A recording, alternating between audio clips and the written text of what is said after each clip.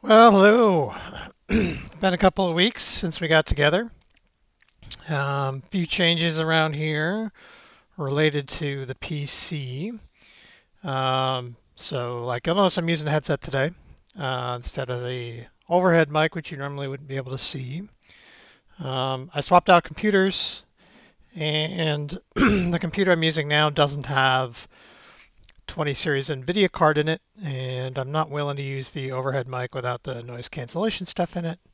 And the noise cancellation stuff was acting pretty wonky to begin with sometimes lately. So we'll try this and see if this works okay. So what are we up to today? Since it's been a couple of weeks since we got together, let's do a quick review of stuff. All right, so let's start with discussions. Quite a few discussions in the last couple of weeks. So let's go ahead and throw these all out into tabs and see what needs to get answered. How to use .NET Test Filter to filter tests by an attribute with more than one parameter. Okay.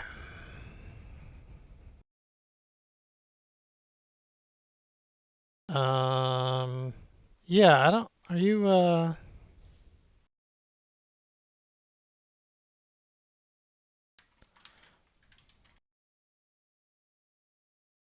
okay. Testing platform.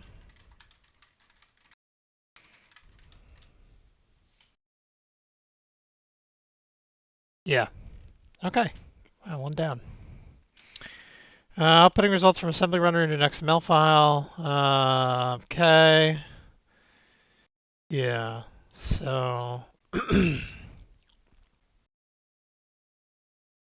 at the moment,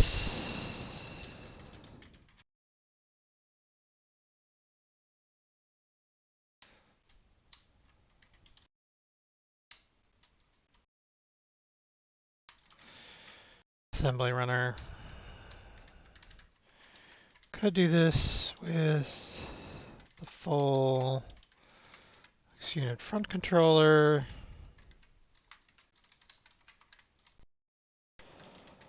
That's a lot more effort.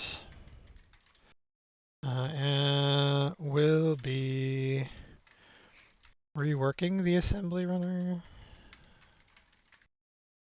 API for v3. So I'm not 100% sure where this would land in that. Okay. DB context set tentity throws null exception XUnit tests. Implemented generic repository, trying to test them using mock-u, mock queryable. I'm experiencing an error testing the add method. Here's the dummy project I created. A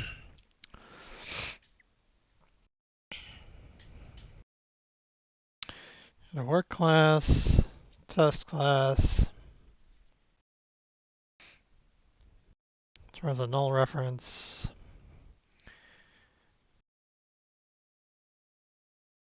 Overriding and injecting a base add method also fails.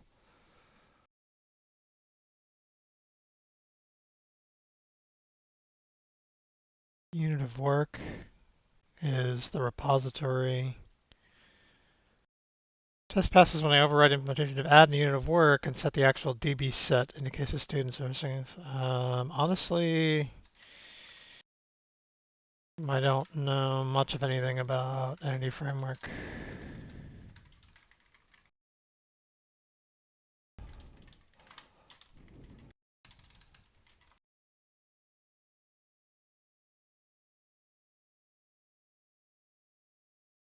Okay. Utilizing assembly runner with Azure functions, .NET Core support. I want to run tests from Azure functions. Okay. Yep. Without app domain, which currently gives a can't find. Make sure your unit tests are compiled against .NET Core and not .NET Framework. which should then result in the xunit execution.net DLL reference. That's missing. Okay. Support for data-driven test cases, typically, blah, blah, blah. Application itself. Code to try and format and log relevant information. Test itself would look like this. Global trace level object movement, file exists. Activate either logging or verification functionality based on the existence of the verification log file. Normal application functionality, so test would intentionally activate some level to observe what application is performing. First test execution would record verification log file. Second would verify the execution was the same. Let's read a line from log file compared with the one that was logged originally. What's good about, what's bad about this? Open question on how to deal with multiple, but this could be to some brief. Okay. Like, I guess nlog could be blah. Propose to take nlog plus xunit, recombine them into some unit testing framework. What ideas, concerns, comments does this raise on your side? Well, I don't want nlog in xunit.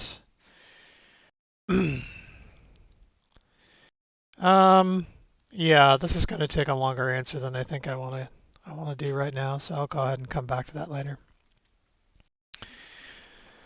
Visualization solutions for blah. Yeah, I don't know. I don't have an answer to that one. Okay, anyway, stop displaying truncating line data. This is an older thread.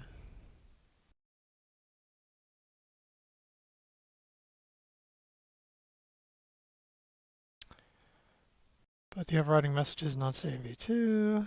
Easiest be to remove the hard-coded 50 characters. Okay, so these are just suggestions of things for us to do. Yeah, these are things that I just need to come back and make sure I got issues open for them.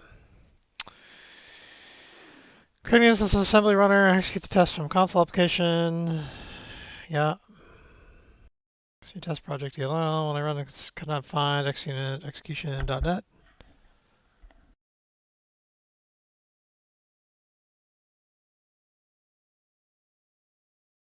So by installing xunit in the console application, but in my case, is not desired. Next to that, do not want to have a reference xunit to fix this .NET test, but allow me to set a working base directory such that when I set that xunit, it will be loaded. Is that possible?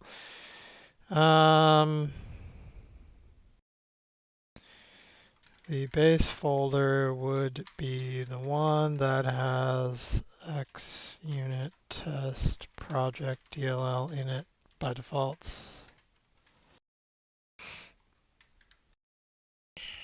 Let me go see if I can find the code that does that. All right.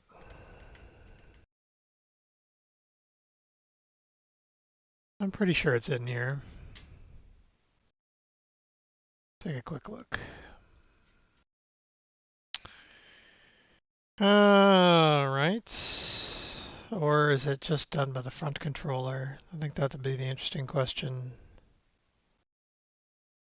Oh, this is also V3. I want to look at V2. Yeah. Okay. Has it just switching branches here and the entire file structure has changed. Assembly runner. Okay. Still looks very similar. I just want to make sure that I was doing the right thing. Okay, so I don't see anything about setting folders here.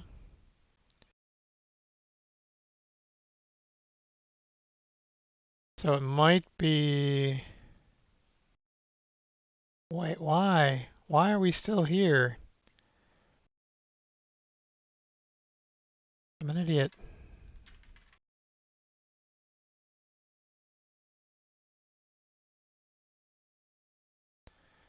We are going to go look at front controller,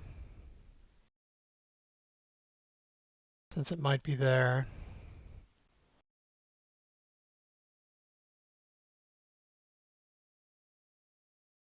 Alright.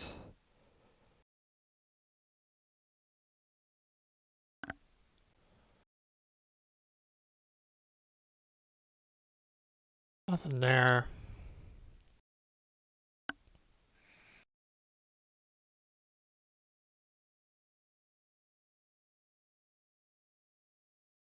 See if there's current directory in here.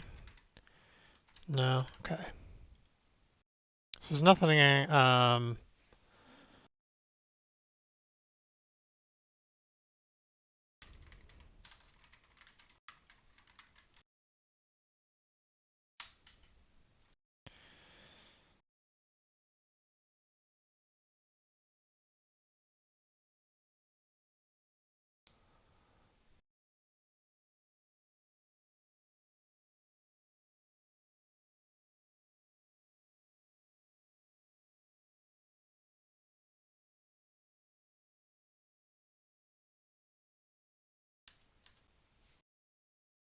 It's okay, but not in the console.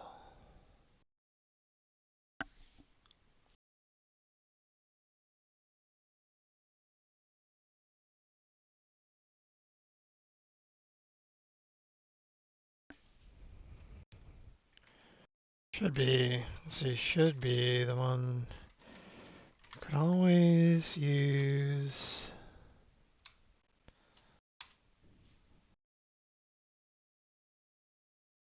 See if I can find that.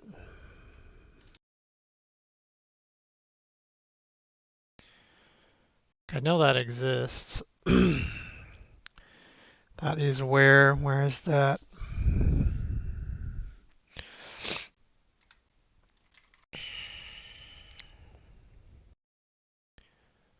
Dependency, let's see, assembly resolution. Let's go to the assembly resolution folder. Assembly helper. That's standard. Probably doesn't do anything here, does it? Assembly helper netcore app.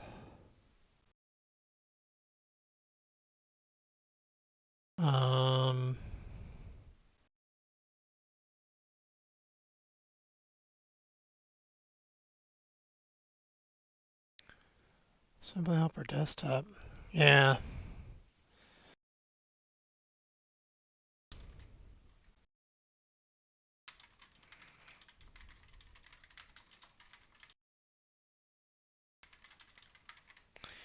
I just feel like this is probably a bug in assembly helper.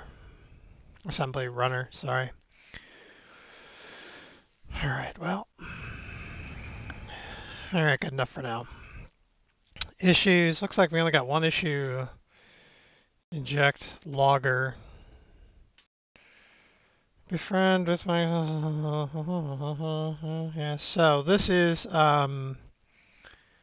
generally covered by this. Seems like a subset dupe of this. This is generally, I want dependency injection. Fixtures, bootstrapping.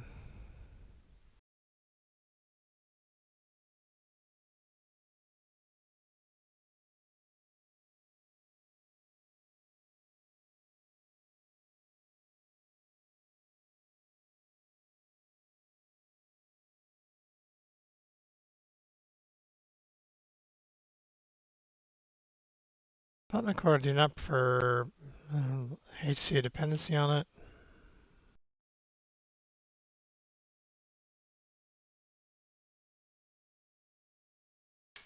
All right, so that just feels like a dupe. I'm going to go ahead and label this as a dupe. Think.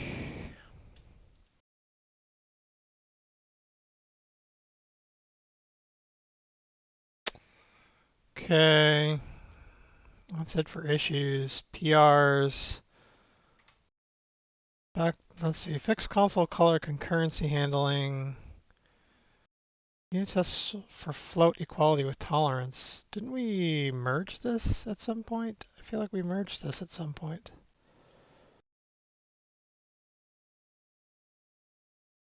It's 13 days ago, so I guess not. Still. could swear we did floats with tolerance already. Am I losing my mind? Let's see. It would be in quality asserts. So there's the precision, and there's tolerance.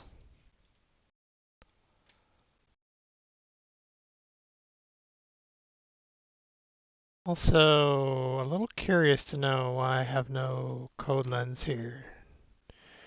Yeah, I should have warned you. The Visual Studio is probably going to take some tweaking. It's basically the first time I've used it since I paved the box. So, all right, text editor, code lens, probably turned off. Let's see. Sure, whatever. And we definitely have tests for it. So we definitely have done this. We have another PR, add assert for floats with allowed tolerance. Like, I feel like we just merged this.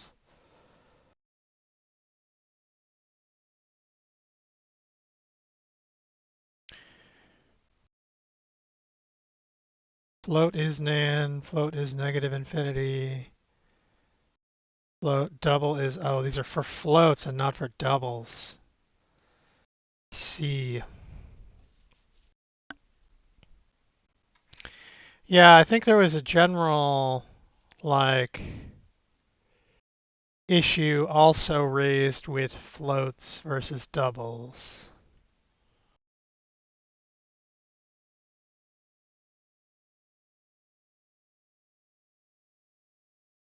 And I don't think we ever got any float specific things in here, right? So this is for the same thing, but with floats. Okay.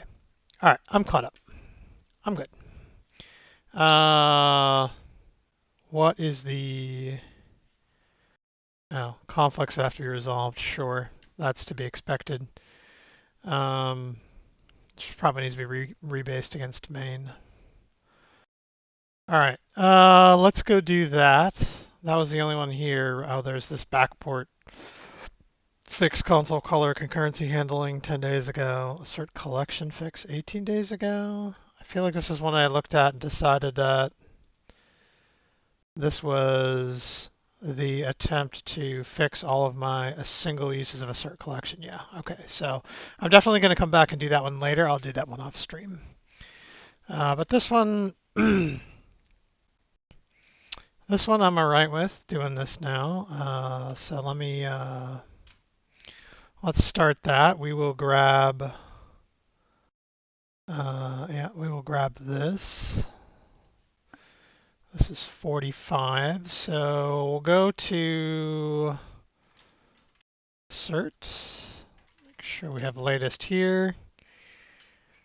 Get remote, add PR45 for that. Get fetch PR45. And this is assert float, I assume, right? Assert float. Assert float. Let's rebase this against main. Let's figure out what the merge issues are. Did not install Beyond Compare yet. Yeah, see, this is what I was afraid of. All right, Beyond Compare download. Download Beyond Compare. Let's go see which version of Beyond Compare have I paid for. Beyond Compare. Is it 3 or is it 4? It is 4.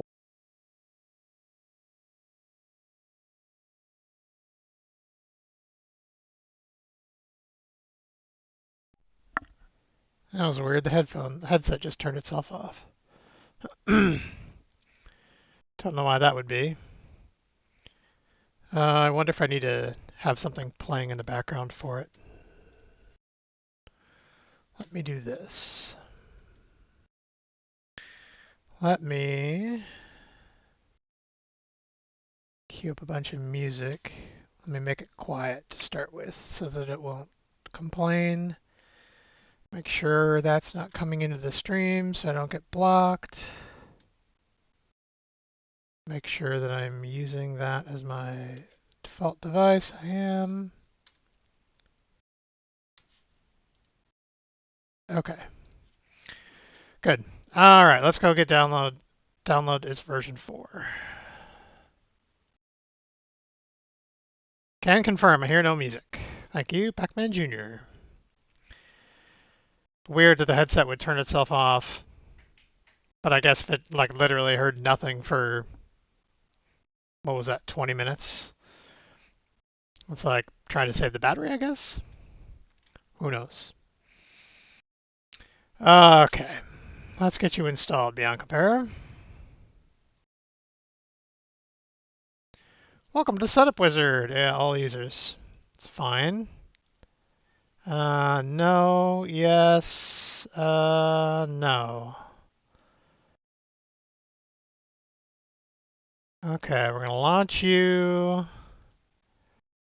We need to enter the key. We're gonna do that off screen so that you guys don't get a free copy of Beyond Compare. My bad if that's what you were after. Let's see, begin license key. Let me go over here. Where did you go? That's weird. The window disappeared. There it is. Register for all users. Thanks for registering. Yeah, go ahead. So weird that it, like it needs a UAC prompt to change a binary or something. All right. That's not going to be in a path anymore yet. So let's restart terminal so we get a new path. It's 2019. Bcomp. Yes. Okay, good. Let's run the merge tool. Oh, we're in the wrong place. We need to be in the cert. All right, merge tool. Let's go. All right, where's our conflict? Added floats? Why is that a conflict? Let's make sure we can see the white space. No issues with white space. So this is double, maybe because these were backed up against each other? Really don't know why. But if that's the only conflict, I'm fine with that. Go. Okay, yeah, that's fine.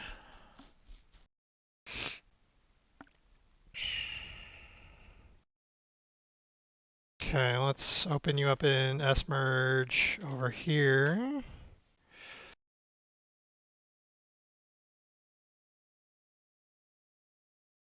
Okay, just to make sure that we got the right thing going on here.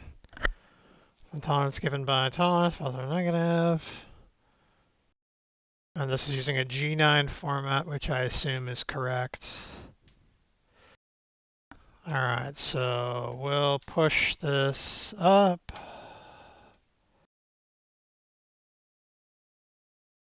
And let's go merge that.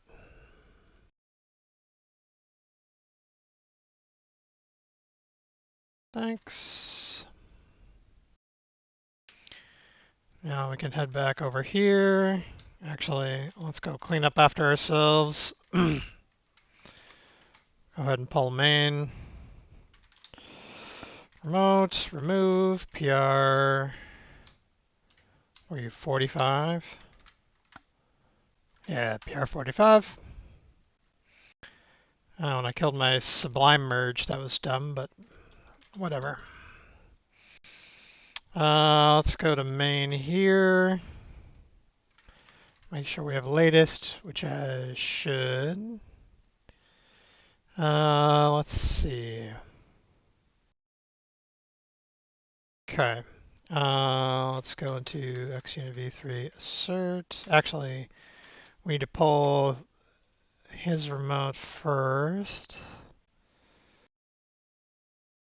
All right, which is, we need this. This is PR2238. Fetch PR2238. And this is equal assert float. Equal assert float. First thing we'll do is we'll get you up to main. Good. Second thing we'll do is XUnit v3 assert, asserts, fetch here, go get main. Let's run these tests. While these tests are running, let me just open another one of these up so I can get Sublime Merge running.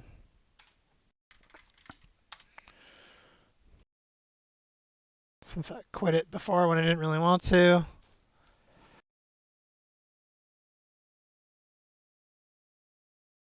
Assert equal float. Okay.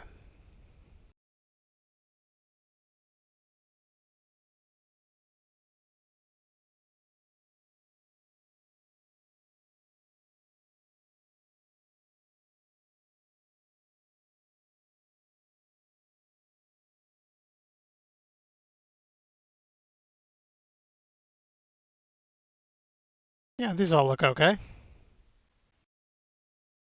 Okay. And a white space error. And we need to bring the submodule in. We knew we were going to need that.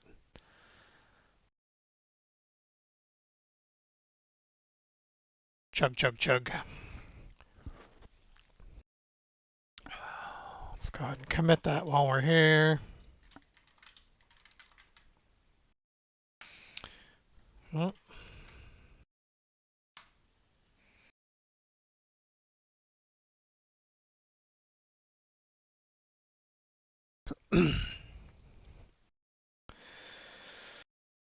All right.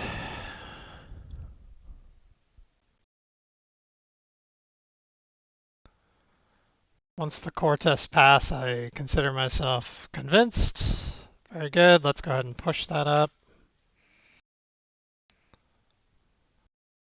And then we'll go ahead and merge that.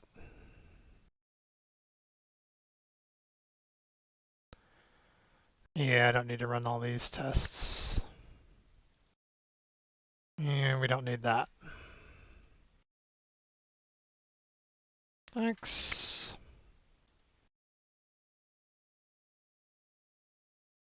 Okay. Was that on our list? Float? Print more digits for floats and doubles arguments? No. Print more digits for floats and assert exceptions? Nope. Add float overloads of assert equal. That's kind of what we just did, right? Which I think just got closed because of this.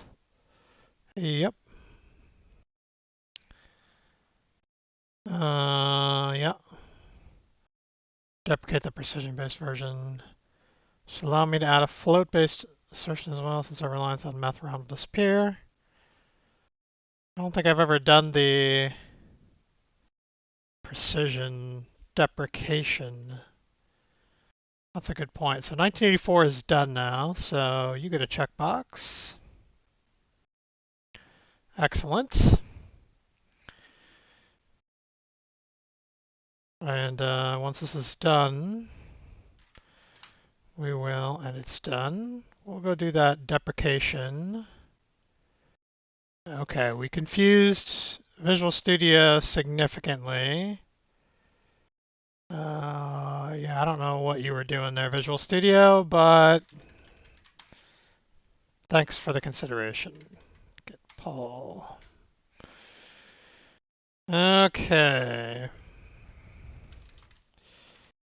Let's see. Let's get rid of the equal assert float branch. And let's remove PR2238. Let's go to dev. Make sure that, oh, nope, that's recursive. That's not good. Looks to me like we need,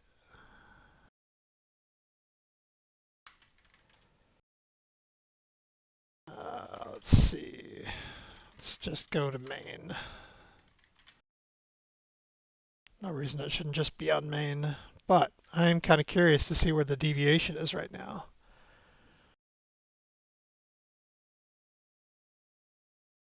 Remove multi-targeting. This was in dev on origin, but not here. All right, I'm a little confused here.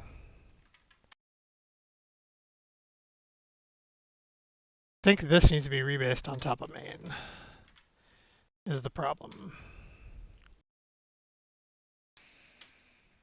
Remove multi-targeting from runner common. Yes.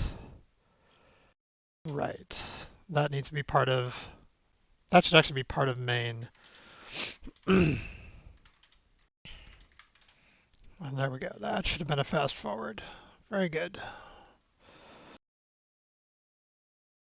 All right, so that goes up as well. Switch to dev. That can go up.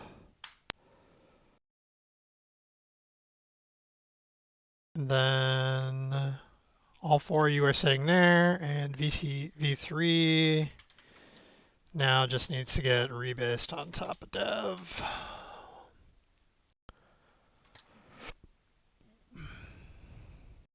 Okay. That's all good. Now, back to main for a moment. So, deprecating precision-based stuff, I don't think ever happened.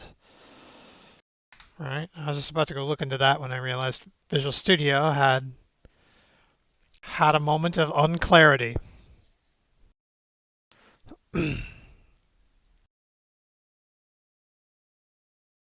So let's go fix that.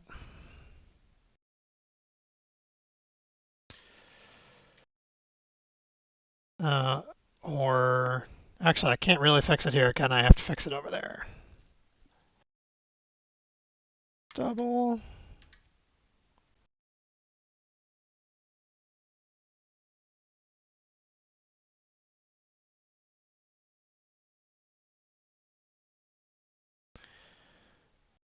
Yeah.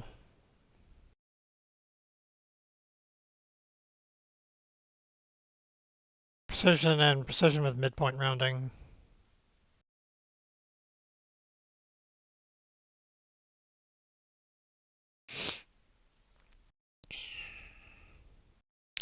Yeah, I definitely want to deprecate these. I don't think I want to kill them outright.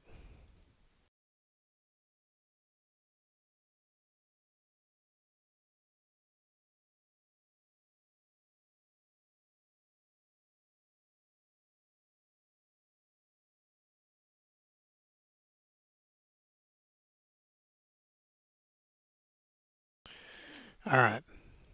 Actually, I'm not going to do that right now. Change my mind. Okay. There was one other. I'm going to take a note on it though, right? Because I don't think it's here yet. Deprecate assert equal double int and friend. Okay. There was one other PR here. Let's see, this is now done. This is the old one that I can't deal with yet. That one's done. Color concurrency handling, 10 days ago. Be nice to backport it, however, not sure. Oh, this is for a backport on V2. We have no plans to release any more V2 builds. Thanks, though. All right. That's not actually any work to be done, then. Okay, that's all she wrote for that. All right, so last time we got together, we had, I believe, the barest version of discovery across multiple processes working for V3. So I should now be able to do this. Source xunit v3 runner console bin debug net 472. All right, there you are. To you, I will pass source xunit v3 assert tests bin debug net 472. And you should discover tests for me. Oh yeah, I'm in the wrong branch.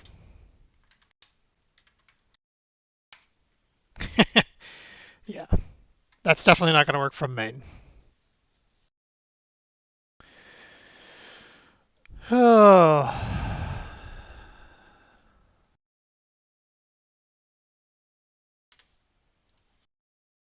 Okay.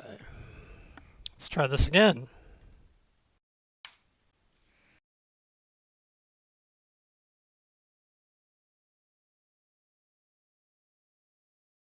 We have some failures, which I did not actually expect.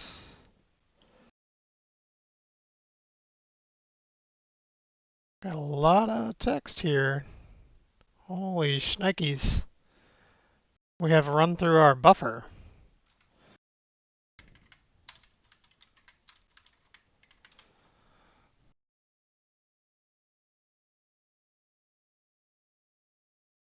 Error during message processing. Attempted to get a test case. Okay, well this looks like... Did I lose a change here that didn't come over? Anyway, this puts us in the right place. My recollection was that... So right now what we do today is our filtering is based on...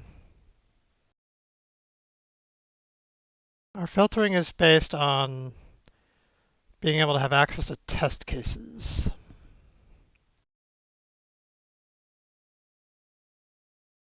Oh yeah, here we go.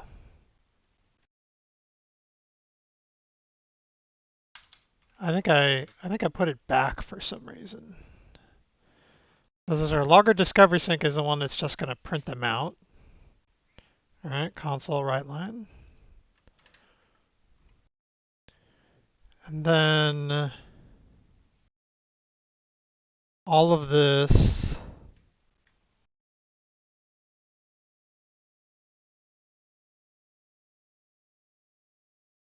needs to be commented out. Because all the filtering doesn't work. All the filtering is based on test cases. And we don't necessarily have test cases now. Yeah, this is what I expected to see. A list of all the tests, but we don't actually run any of them. Good. Perfect. Okay. Make sure I took a note about make a new internal diagnostic. Okay, yeah, I did take a note about that. Good.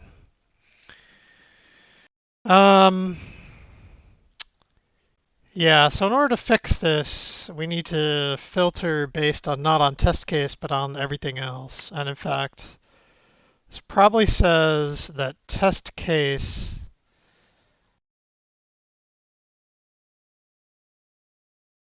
needs to come out of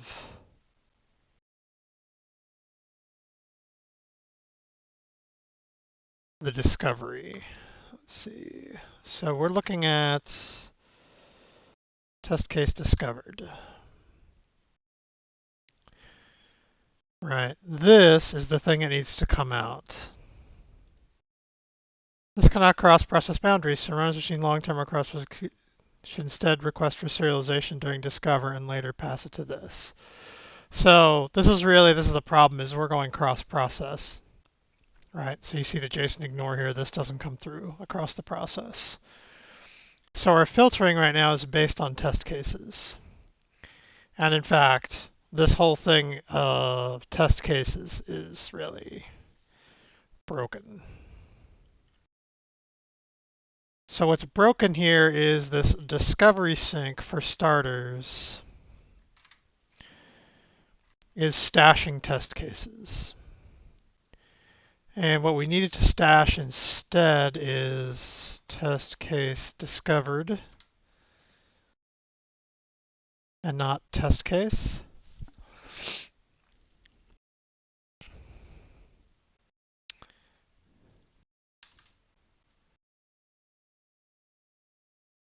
That's going to break some things, I assume.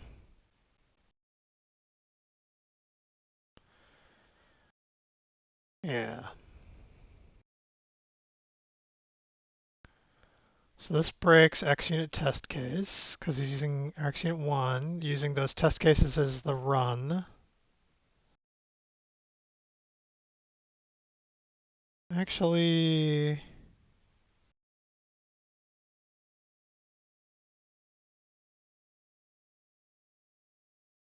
interesting is that there's no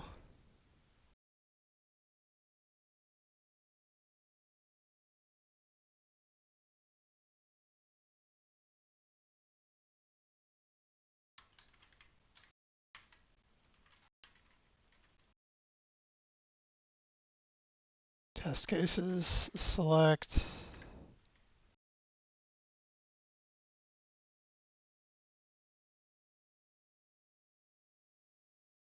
serialization. That'll get me an IEnumerable of strings for serialized test cases.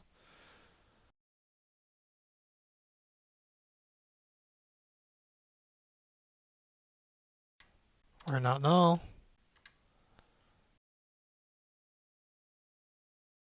Okay.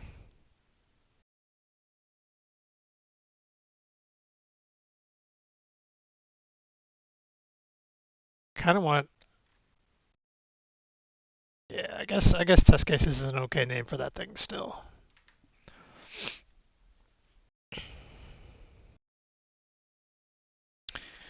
So the interesting question is, who's still going to be calling this? Is this just tests?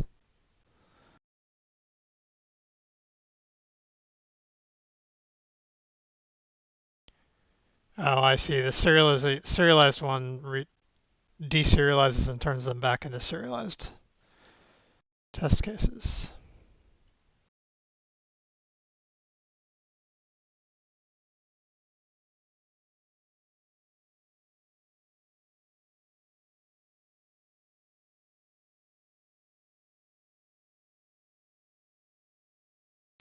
Is that the only place that's really using it? It's down here. We got run tests, which is the same thing. Oh, that's the executor version, which I think we want to take away. Like, I'd like to see us take this one away.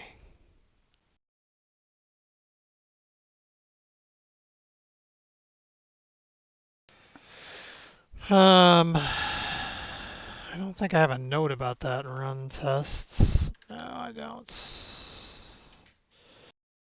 Remove test framework executor run tests, which takes a test case. Certainly like to see it deprecated in favor of everybody using this.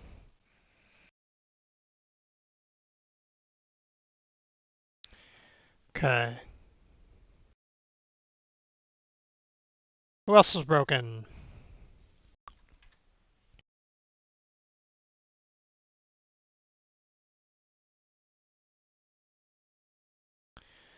So the filter right now is based on test case. This needs to be based on test case discovered.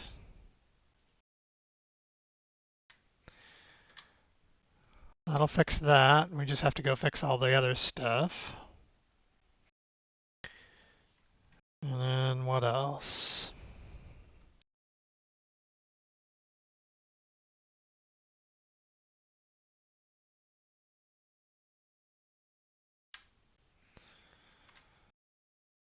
So all these filters need to be based on this. And we need to find out which ones can't do what we want them to be able to do.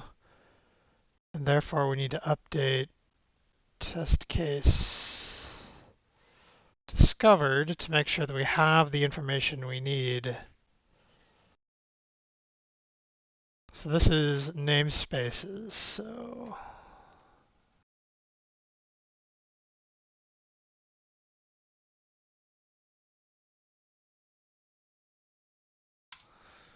test case discovered.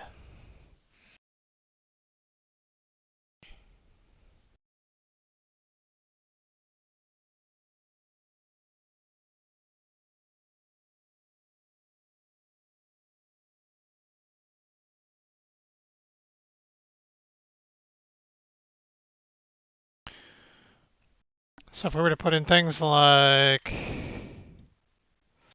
test class,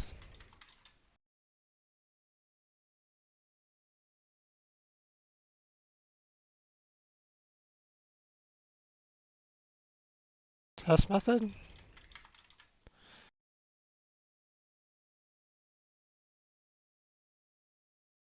and then we came back to the filters.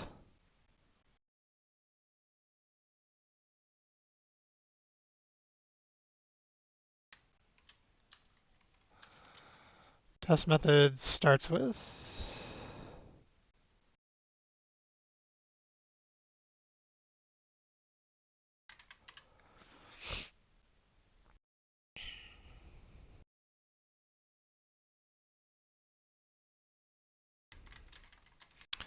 test class starts with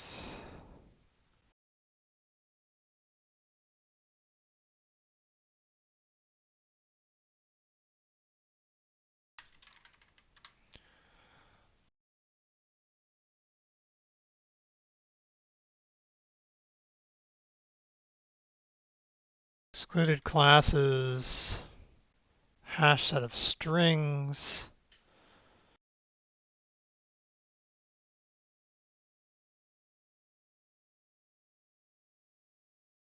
I'm okay with that because it'll always return false.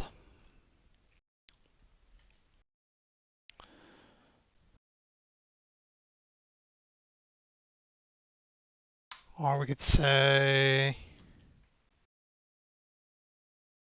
exclude methods and classes. We could say if test case test class is null or test case test method is null, we can just say you're fine, can't exclude you if you don't have these things. That will get rid of the null problem. Test class, test method.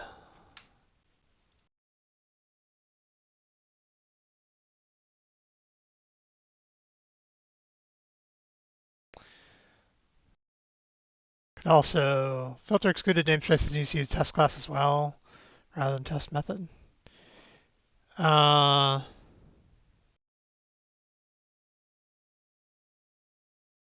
It is using test class.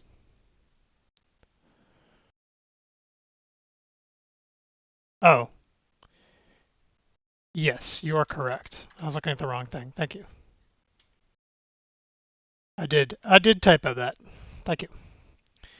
Let's see. I don't know why you're missing a space, but we'll fix that. We can also get rid of this and this by basically saying or test case test class is null. No assemblies or no assemblies in the filter or not a class-based test. Pass.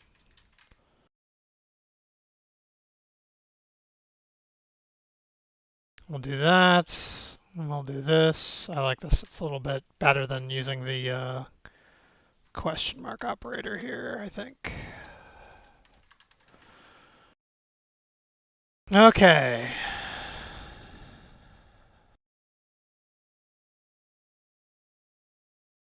I like using the word pass instead of saying everything is okay. Not a method based test is pass.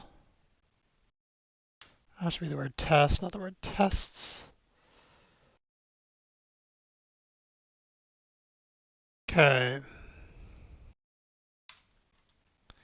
Let's just grab that.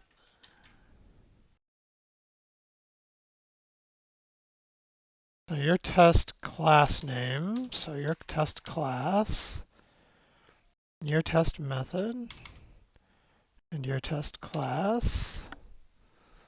So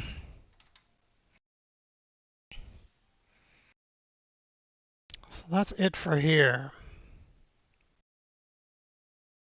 This means is we need to get this filled in though, right?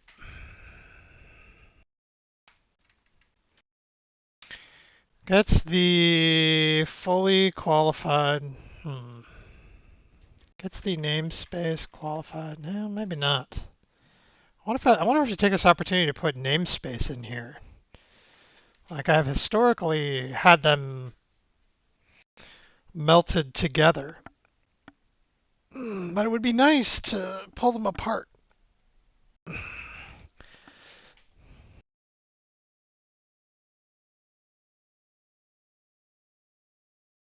I'll just make a note.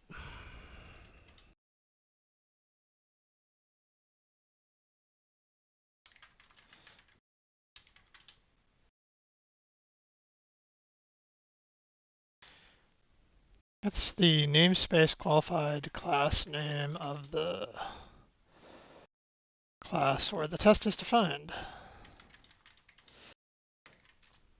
If the class did not originate, if the test did not originate in a class, will return null.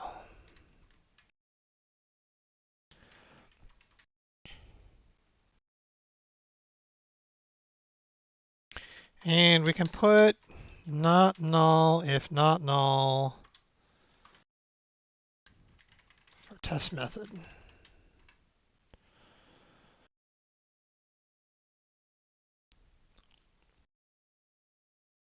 Gets the method name.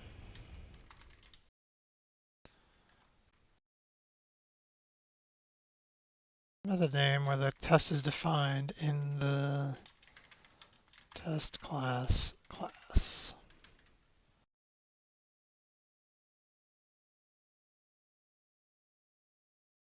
Will return null. Okay. So we need to set these. This is really what it comes down to. Otherwise our filter's never going to work. So let's find cases where we are newing up test case discovered.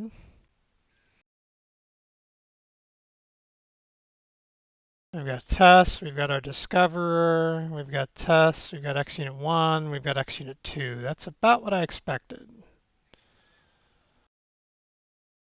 So here we're going to need test class, test case, test class. Oops.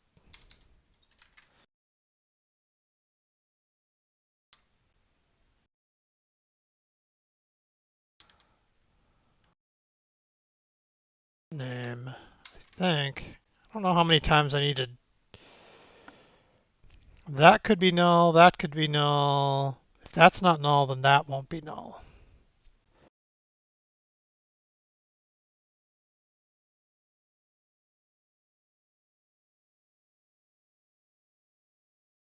Actually, you're telling me that can't be null. And that can't be null. It's not a, That's not a mistake, right? That is definitely always there. It's just that sometimes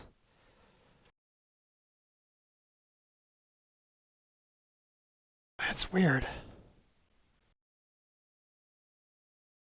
How is that not nullable?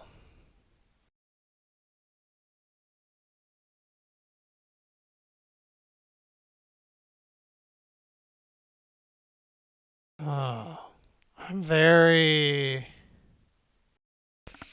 weirded out about this. I could have sworn that should be nullable.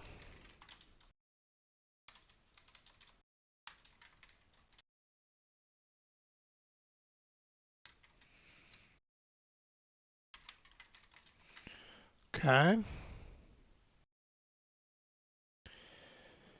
For the moment, they're not nullable, so I guess we'll just kind of plow right on through, right? Whoops. Test case, test method, method name. It's gonna be a common pattern, I think.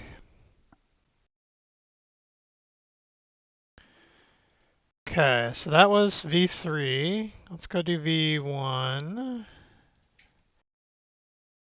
Test class is test case. Test method, test class. Class name.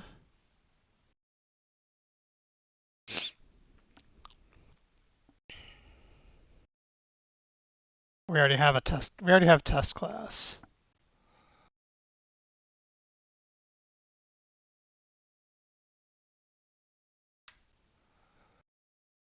All right, gonna be the same thing with method, right? Test method is test method name, method name. We might actually have these things here already. Method name, type name. I actually have these things here already. I don't even have to dive in, do I? Type name, method name. Okay. V2. Test class. Test method. Looks like it's going to be a straight translation. So this is going to be test case dot test method, test class, class name, test case, test method, method name. Still don't believe that this stuff shouldn't be nullable here. But this is V2, I don't have nullable help, so I'm just going to have to sort of plow through, and that will end up being nullable because of all this is being nullable. So that should be okay. So we've got test discovery sync tests. We're going to end up fixing those in a minute. Message sync and message tests.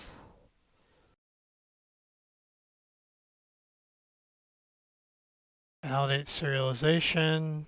This is for round tripping traits. Don't care about that. So test discovery sync tests are all going to have to be rewritten.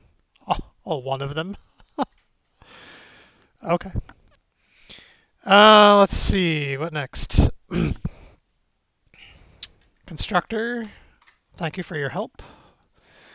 Does using starts with to check namespace mean that a class could be detected as being in a namespace when it's actually the full name of the class? If so, if there's more than one assembly, two different classes could end up with the same class name, but only one of them should be included in a namespace check. So assembly A, namespace B, class C, assembly B, namespace B.C, class D, include namespace B.C means both those classes will be included. It won't, but only because we put a dot on the end. That's a good question now. This is one of the reasons why I don't like having the namespace stuff all stuffed in the middle, but there's this class, there's this dot here on the end. So that's basically our only saving grace, is that dodge. Um, you can see in XUnit v1 and v2, just because we did the translations, that there's clearly a case of, in v1 and v2, we had namespaces and classes melded together like that. And if we're going to pull them apart in v3, which I'm okay with, it just means that for v1 and v2, we're going to have to pull them apart, basically split for the last dot, I think, is really what it's going to come down to.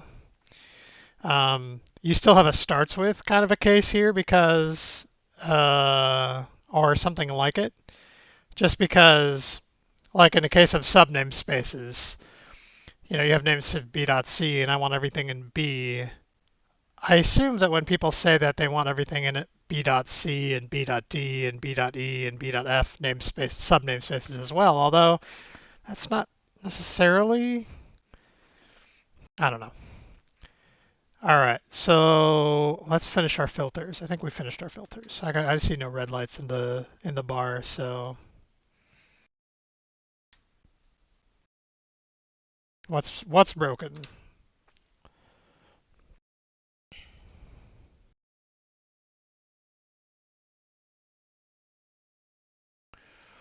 So this is our filtering that we're trying to fix.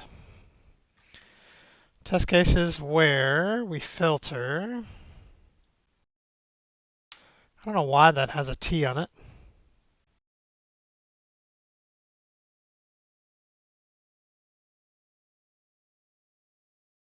That is the correct where. Yeah, I feel like these were types that weren't required before.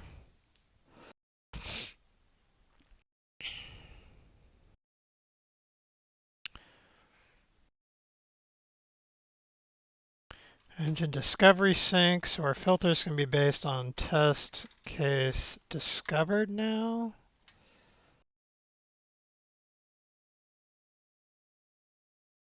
And we just filter it based on the discovery. All right.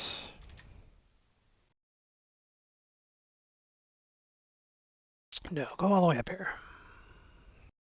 All right, so something that's already started bugging me.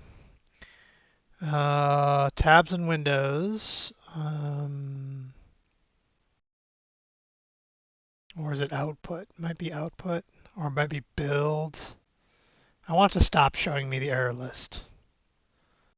I don't want the error list. I like output.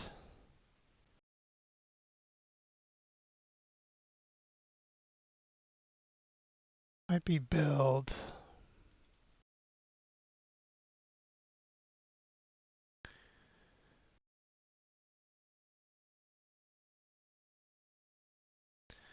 Show the error list if the build finishes with errors. Identifier error list. I'm old school. All right. So discover. Turn these all into test cases. TDNet runner helper. All right, I'm willing to let you go for a moment. I kind of want to get it down to my console runner so that I can see that this is still working. Which I think I did, at least with the inline console runner, because if I try and build XUnit v3 tests, oh, you have an implicit. Everybody has an implicit TDNet now, don't they? I guess I have to fix TDNet.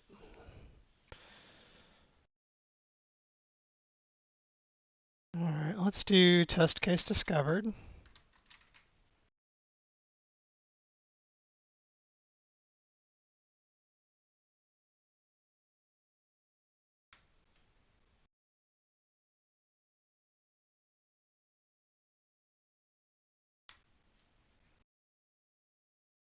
Run tests, run class, run method, run tests. This is going to be test cases,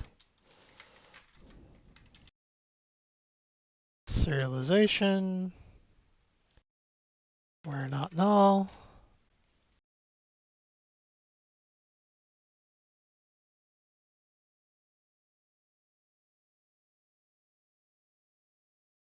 DC get method. This guy does not have a get method. Discover selected type. This is actually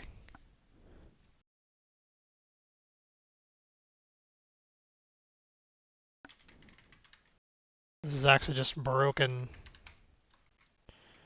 We're gonna have to come fix this. Throw new not implemented. Come back and fix this later.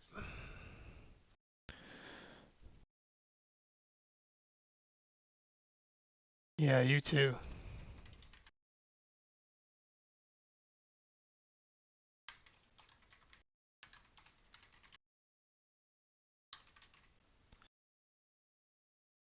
Okay.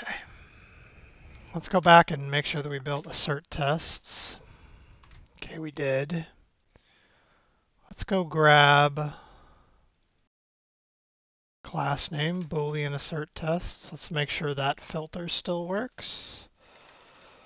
XUnit v3 assert tests bin debug ned472.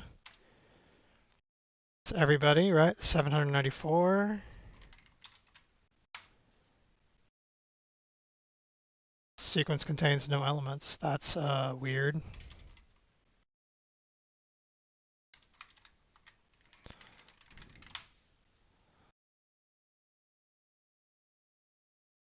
Write a default summary. It certainly seems like this filter did not work. Boolean asserts tests. Oh, it has nothing in it. Actually, it did its job, didn't it? How about plus false?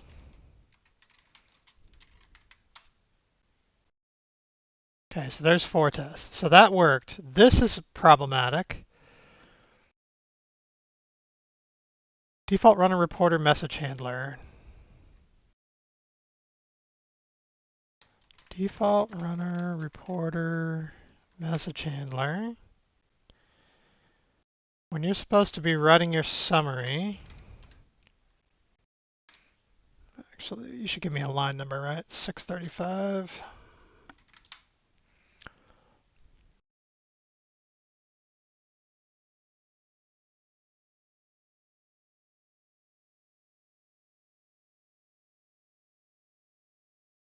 Is there a version of Max that will give me a default value?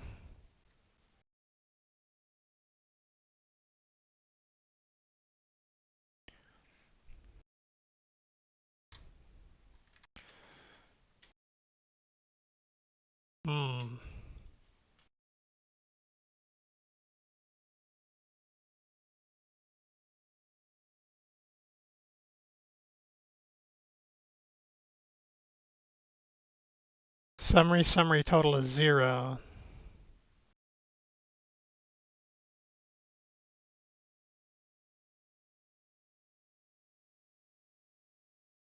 Longest assembly name. How come we don't have an assembly name? That doesn't make sense. Just because we never ran anything.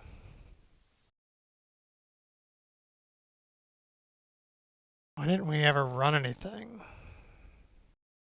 We should still end up having a, I mean, I understand why I didn't run anything. Why should still end up having an entry though? Okay, console runner. Wrong one. Let me close everybody. Console runner. Inproc console runner. There's execute assembly. So we don't do execution starting or execution finished. We didn't get a test execution summary. That's really what the problem is. And I feel like this worked over here at some point, so did I really just screw it up in one side and not the other?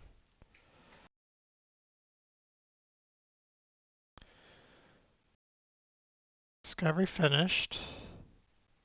Yeah, if test case is 0, add a completion message.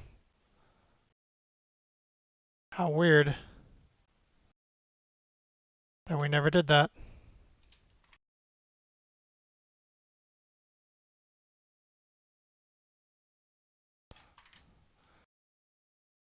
We just need the equivalent here, which is test execution summaries add. And this is the assembly unique ID. It's weird. Weird bug to run across like that, but that's because this stuff is just not tested well enough. We sort of rely on unknown assembly. Okay, well, that's the right message, but also wrong. Because that's the correct test assembly unique ID. And when we run this here with a plus false, we definitely get a name. So we're missing something that pulls the metadata in. So that's going to be the default runner reporter message handler.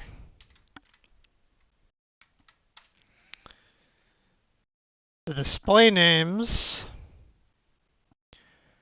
come from mapping the assembly unique ID to assembly metadata in the metadata cache, which I guess we didn't get because we didn't send a start or finished message. So let's try and see if this also affects this.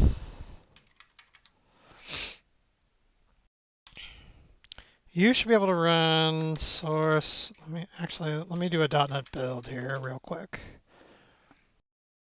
Make sure our v2 tests are built.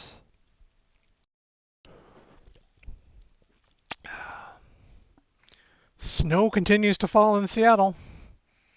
I think I have about 6 inches probably. I'm not going to go out and shovel it. It's supposed to be raining by the end of tomorrow. This is a lot of errors that we haven't gotten around to fixing yet, but v2 tests got built. That's all I care about. Okay. XUnit v3 runner console bin debug net472. XUnit v2 tests. XUnit v source. XUnit v2 tests. Bin debug. XUnit v2 tests DLL. Let's do class foo. Wow, that's even worse. Oh, that's because we commented everything out, didn't we? Damn it. I knew that.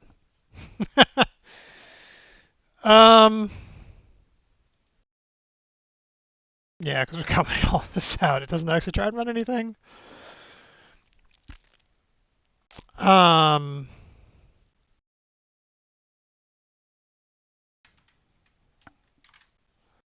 right, well, let's see what's broken. It's possible very little is broken. So filtered test case or just test case discovered. This is controller run tests. I should be able to do, once again, serialization, where not null.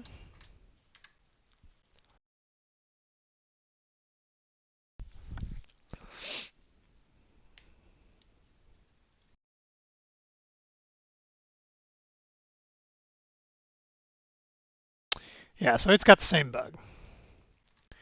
And that's because we are looking for the metadata to come from the metadata comes from this.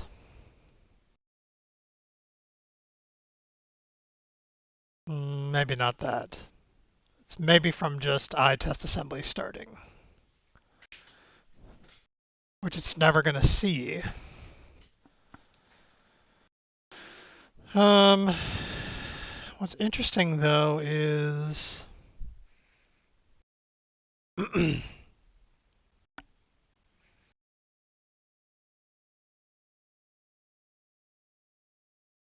all you need is a display name,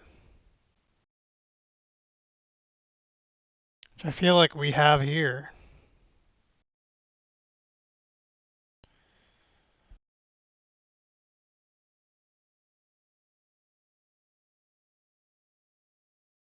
Problem is we're like trying to inject it into a cache somewhere, which really isn't good.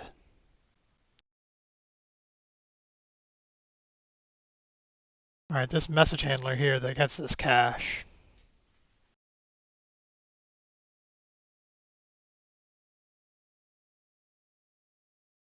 Default runner report message handler. And you end up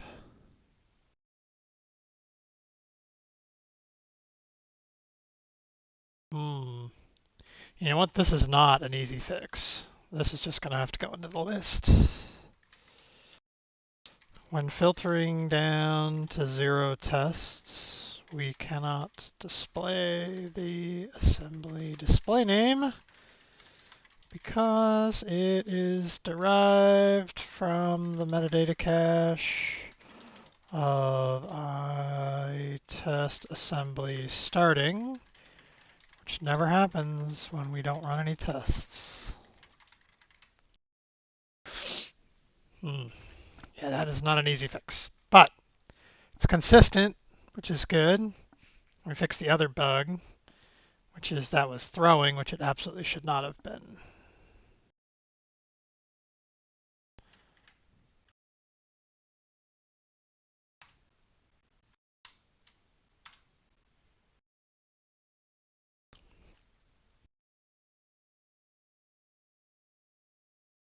I mean, the display name is here in all the discovering and discovered. Feels like I should be able to fix it that way, but that'd be just a matter of making sure I get the cache primed in the right way. Okay. So filtering is now based on what's in test class. So, sorry, in discovered. Test case discovered. First of all, do we like these names? Test case, test class, and test method? I guess it's probably appropriate.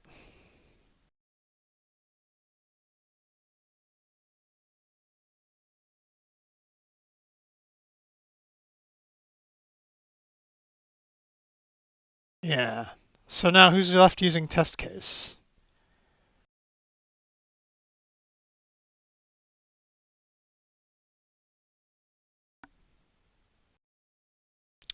Actually, probably the easiest thing to do would be just mark it obsolete.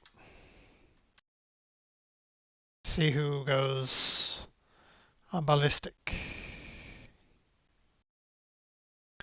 Actually, I can't do that. I'm not done fixing up the last change I made.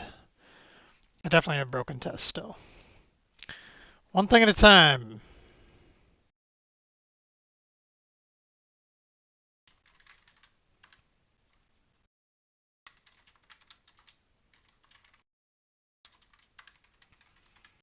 Hey, look at that to-do can go away. Did I have that to-do? There can go away, and there can go away. Look at all those to-dos going away. Bye-bye. Who's next?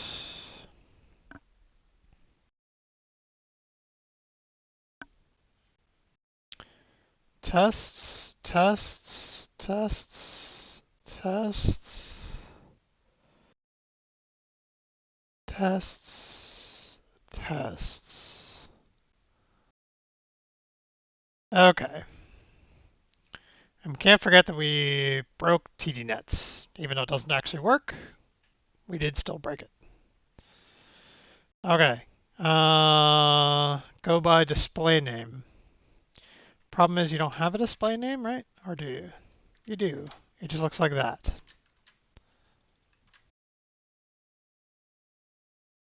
Let's hope they're all this easy to fix.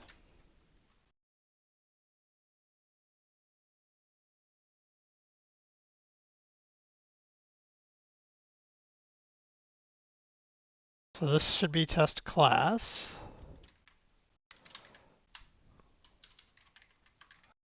That's test method. And that's test case display name.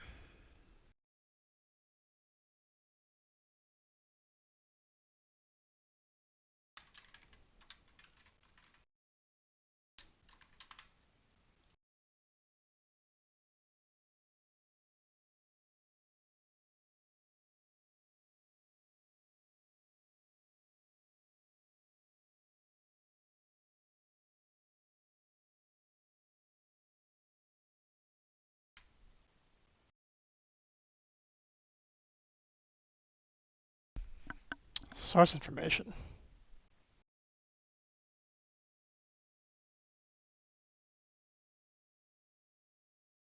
Ah, right, we don't pull it from source information. They're directly there now. So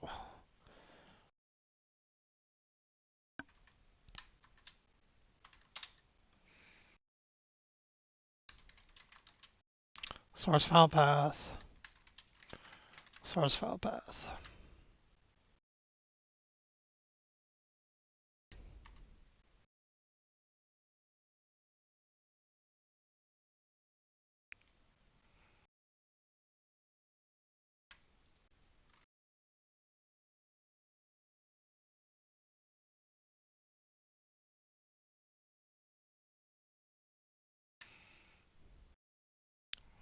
Filters I want to do later.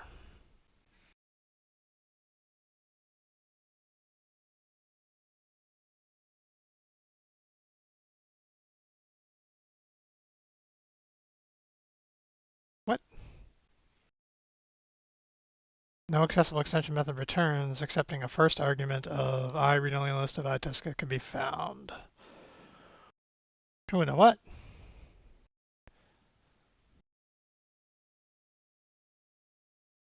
Oh, that's because these are the wrong.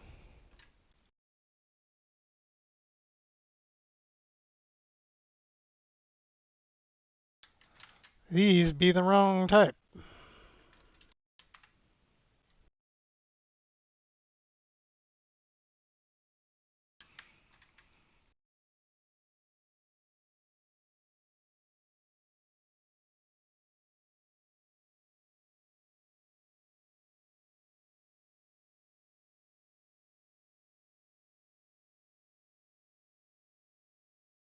Mm.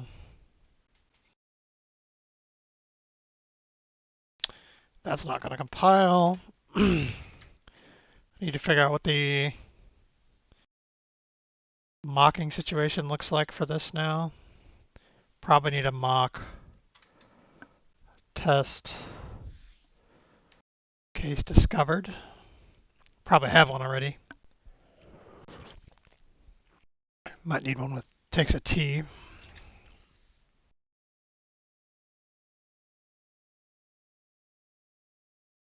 Is everything else now just filter tests? No, here's some framework, some serialization.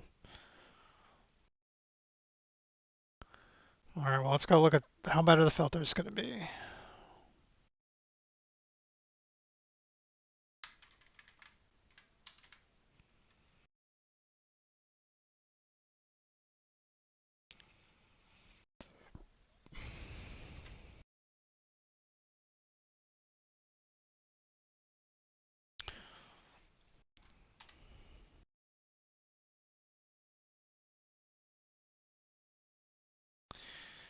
Actually, we don't call these mocks, do we? We call these like, these are test data. Well,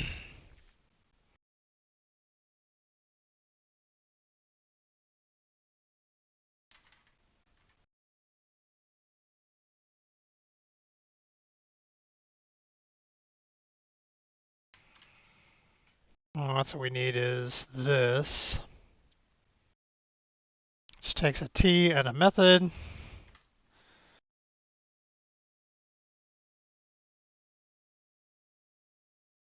Test case discovered. I'm surprised we don't have any of these yet, but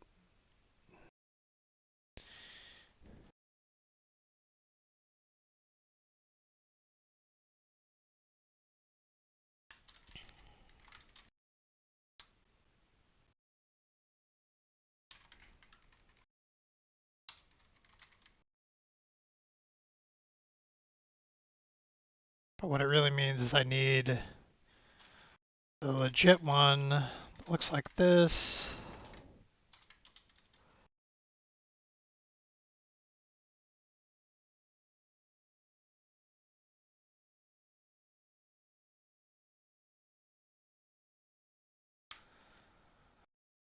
Alright, so we need assembly unique ID, serialization, skip reason, source file path, source line number. We're not going to do test case, we're trying to get rid of you. Test case display name, test, what did I just say? What did I just say? Test class unique ID, test collection unique ID, test method unique ID, test class, I missed test class, my bad. And then traits. So we can steal some of these, obviously. Case, class, collection, method. So there's case. There's class. There's collection. There's method. Let's see.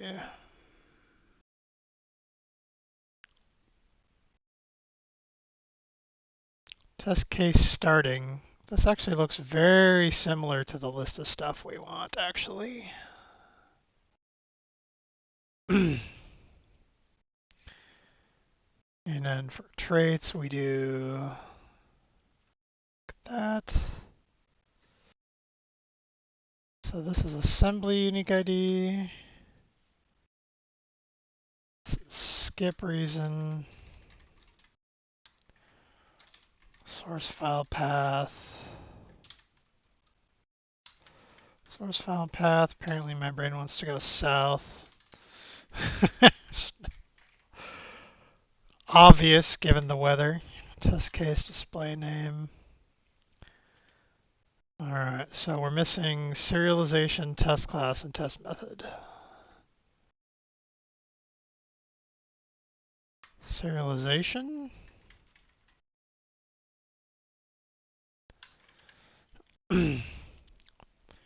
Not sure what to put here for this.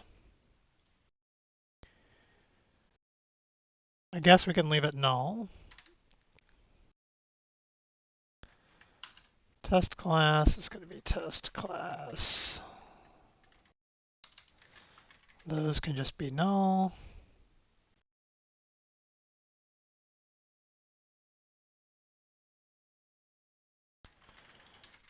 You're also null. All right, so given a T class and a method, we want to fill out as much of this as we possibly can.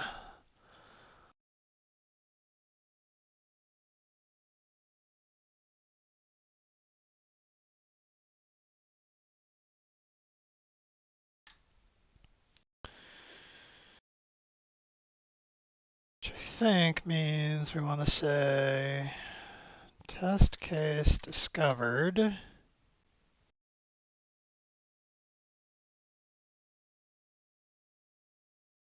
the very least, we want test class to be type of T class, full name, test method to be method, which I guess means we should call that test method.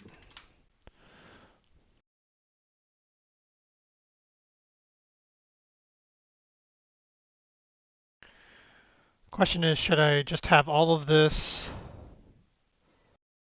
up here, except for test class?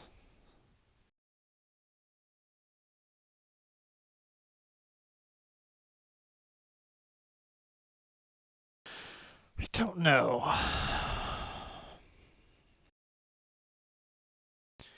The other thing I'm not sure about is unique IDs. Do I need to compute new unique IDs? I guess we'll have to let the tests tell us whether we need that or not.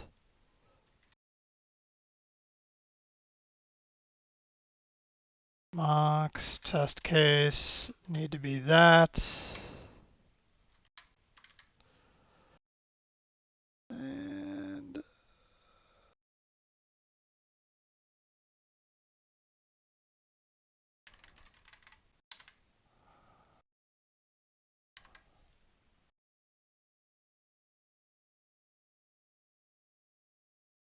too many discovered zzz.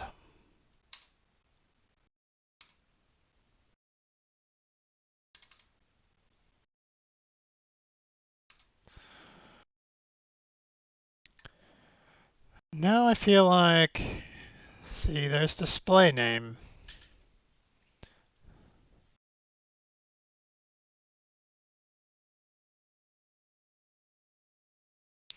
So interesting is that this just sort of assumes test method is always going to go first.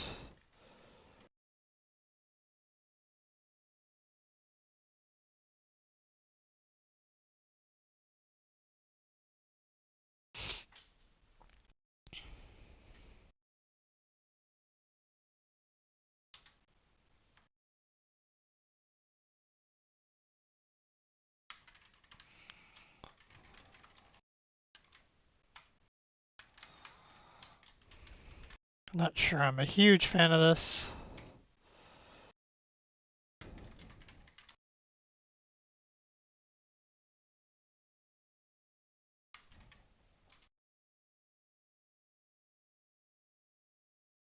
And there's test class, where it shouldn't be passed.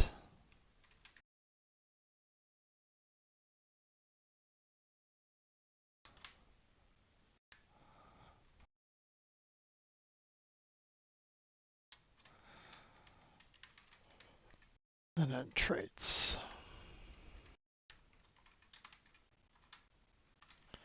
Traits.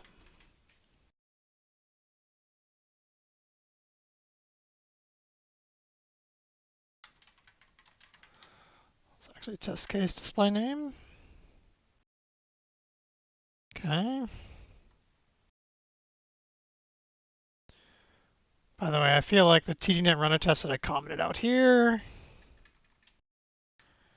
I should now be able to make these test data, test case discovered.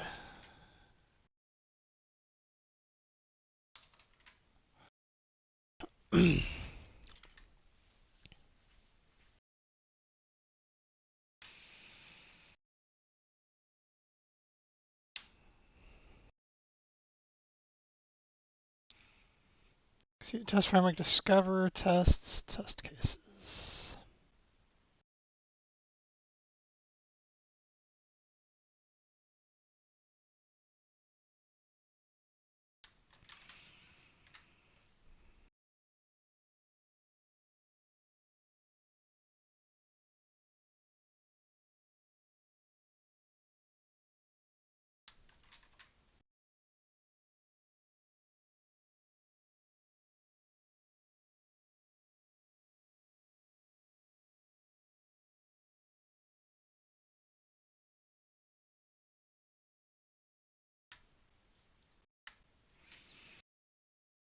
One thing I'm going to need to make sure I do, since all this stuff is going to be based on serialization now, is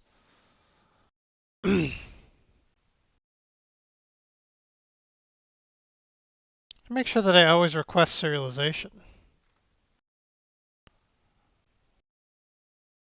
Actually, can serialization ever be optional? It doesn't feel like it can anymore. It feels like serialization is a requirement. Because if I'm taking test case away,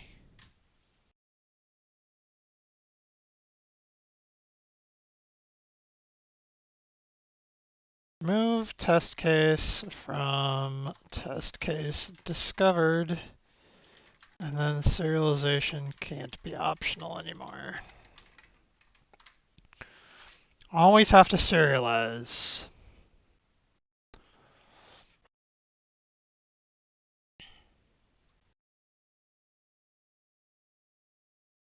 All right.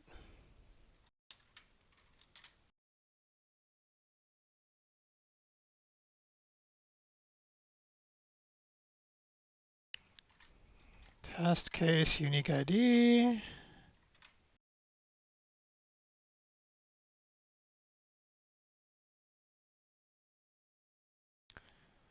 So this test collection in the test class test collection. Test collection compare instance equals. Comparing the unique IDs.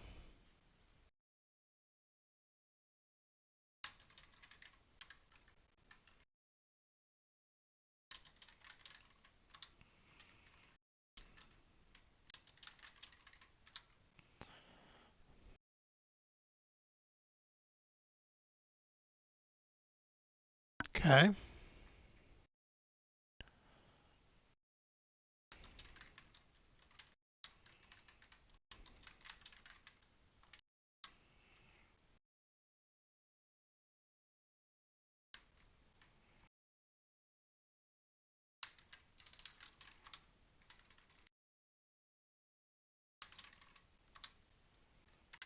Okay. Now what?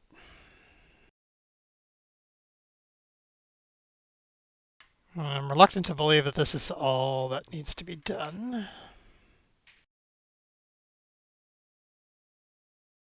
So let's find some failing tests. Actually, I need a quick bio break while this is running, so I'm going to do a BRB and run a quick ad, so I'll be right back.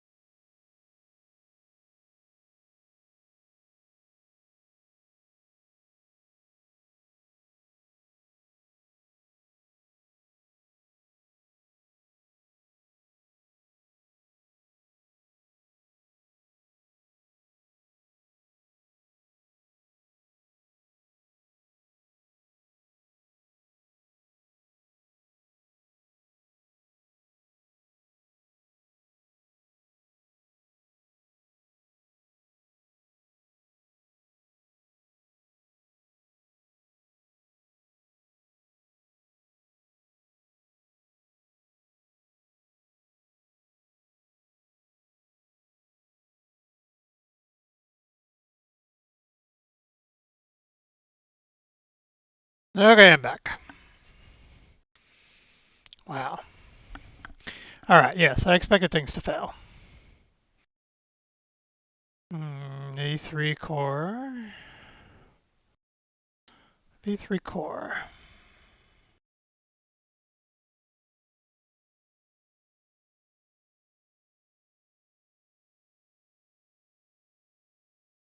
Okay. Third non-serializable data returns as a single test case. That's probably not even a legitimate test anymore.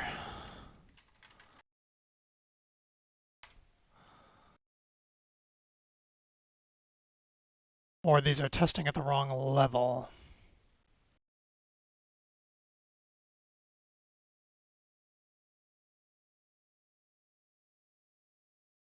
They're with non-serializable data. Turns a single test case.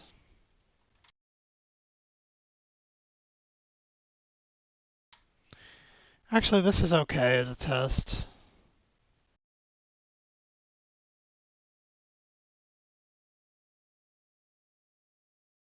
Doesn't need to be typed.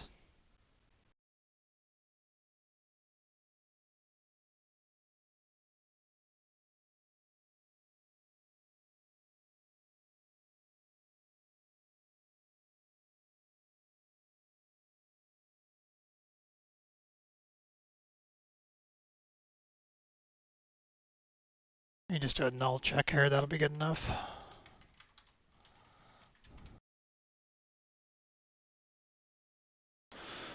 What else? Serialized tests in the same collection remain in the same collection.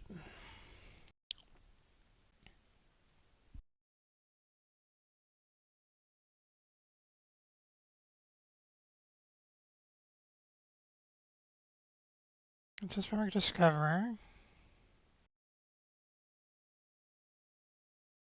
Clause with facts.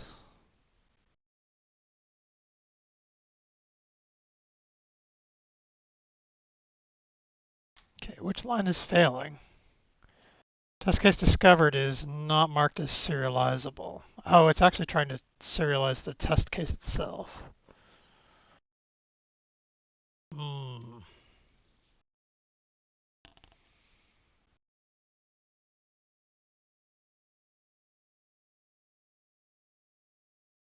Right. These may not be able to work at this level anymore.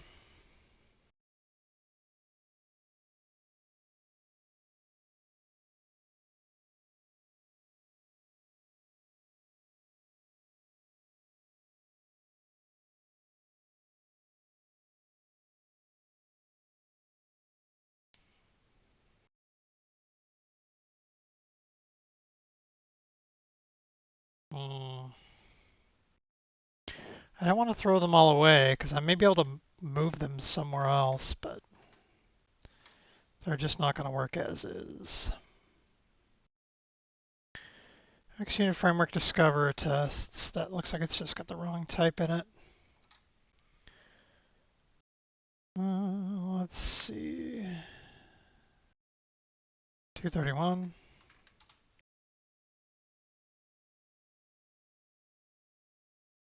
Yeah, see that's...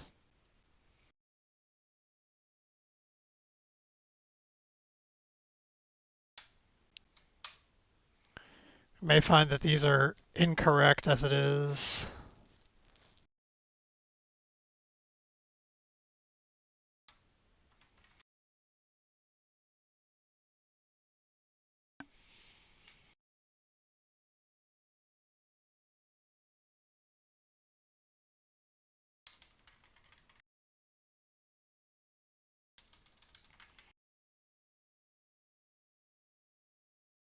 This is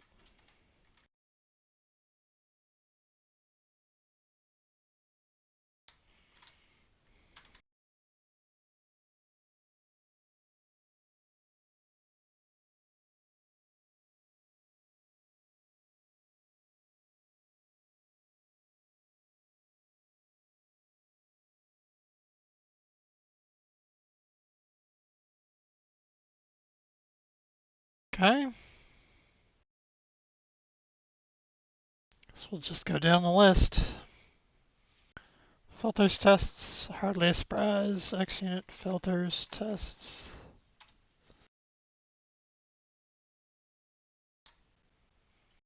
Excluded traits can filter items by trait.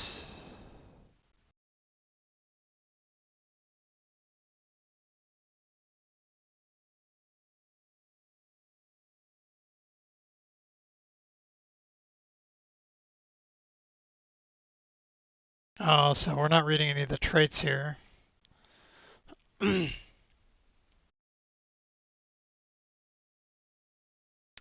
So it wants to like really construct a legitimate test case discovered here.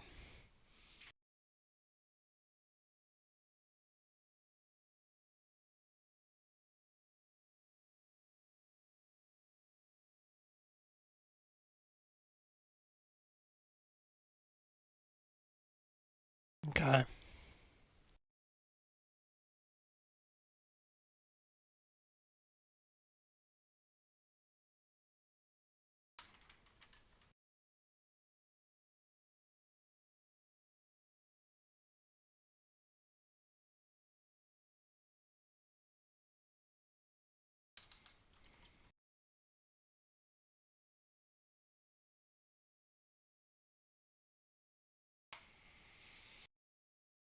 All right, assembly unique ID is going to be unique ID generator for assembly.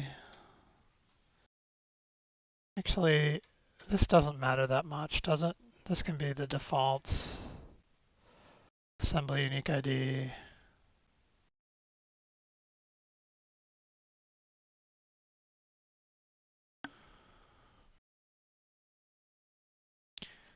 Serialization is going to be null.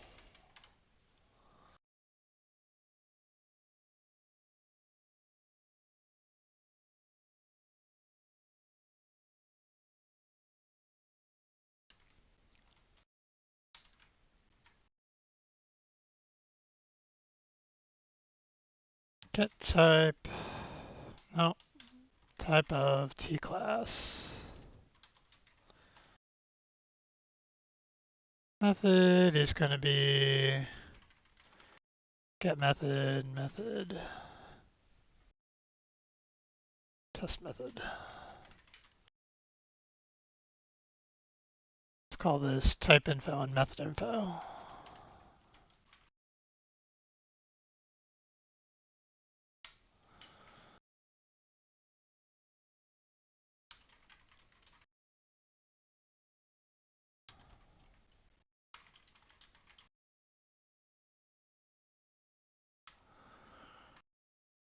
Could not find test method.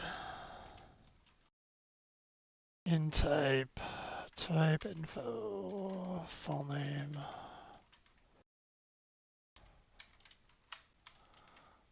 Okay. Skip reason is going to be method info, get custom attributes, fact attributes.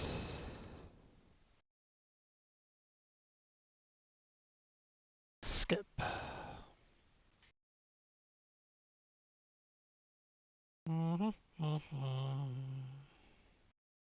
Okay, it does return null, good. Source file path can be null, source line number can be null, test case display name,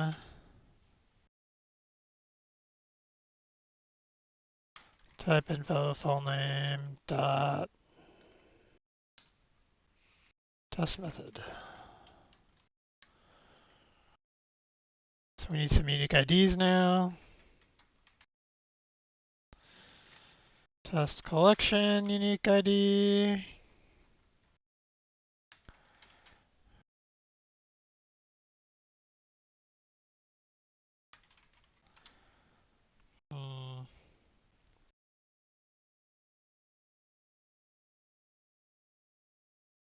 I wonder if that's going to be good enough or not. I guess we'll find out. Test case, unique ID.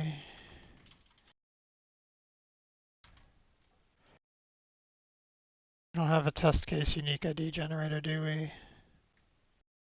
Oh yeah, we do. There it is. So the parent is going to be the test method unique ID.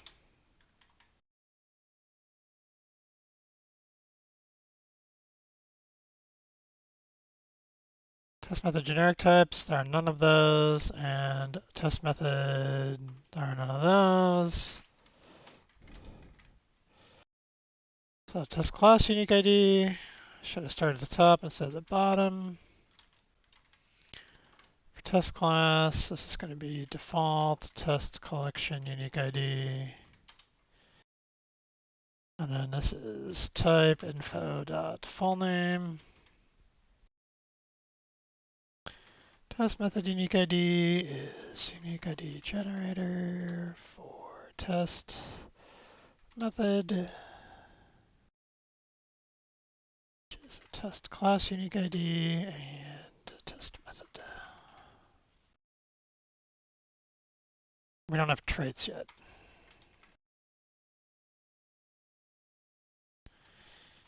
Mocks. Where are we getting the traits from here?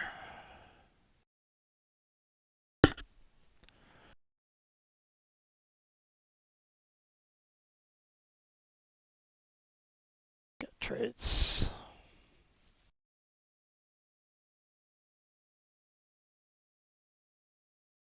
Apparently we want something like that.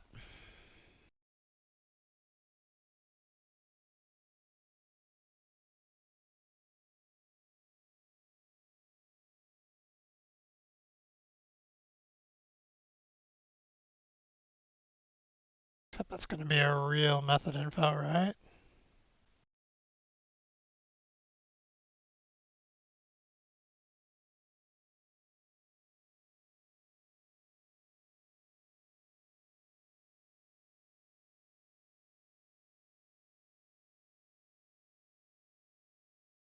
Can't get constructor arguments on an attribute. Probably because we need to get custom attributes data.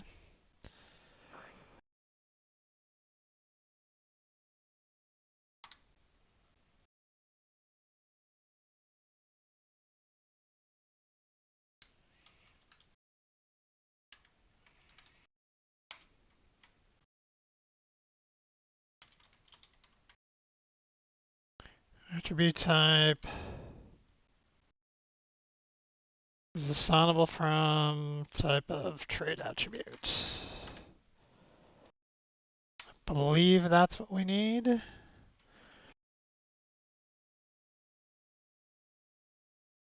It's not get constructor arguments, it's constructor arguments.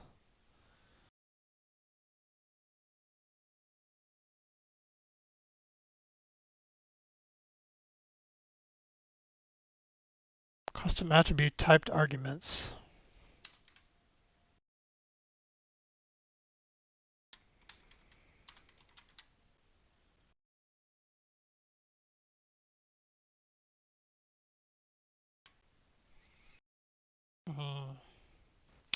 Guess we'll find out if that works. Feels a little odd.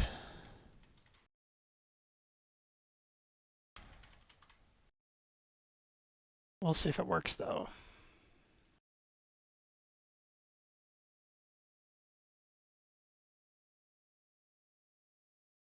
Test all passed, so that makes everybody happy. Console tests.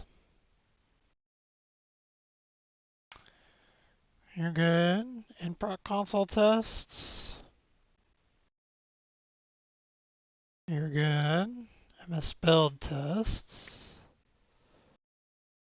You're good. TDNet tests. Fingers crossed. Not impl. Not surprised. We did kind of not impl a couple of things. Run a utility. All right, test discovery sync tests. That's not a surprise.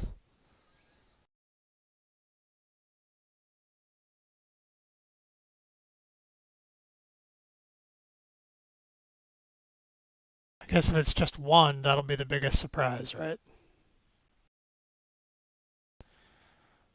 23. You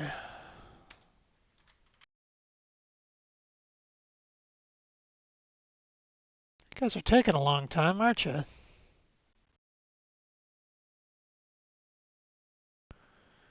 Sup at you.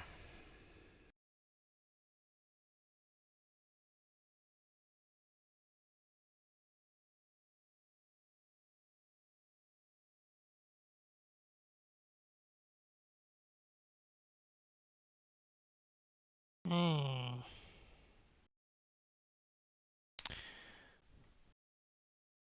All right, well, I'm going to go fix this, or at least...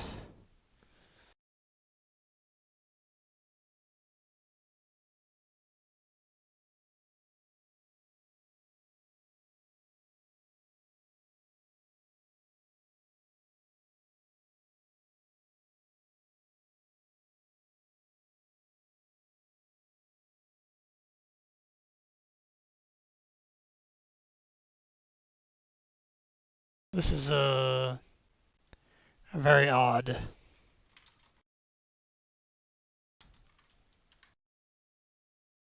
don't feel like this is a very good test.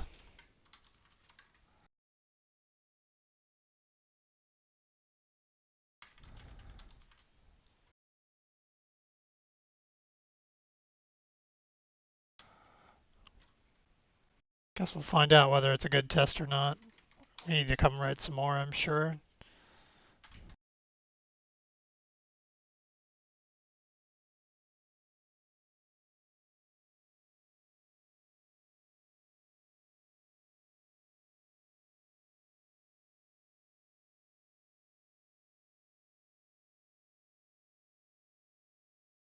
The fact that you're never coming back is definitely problematic.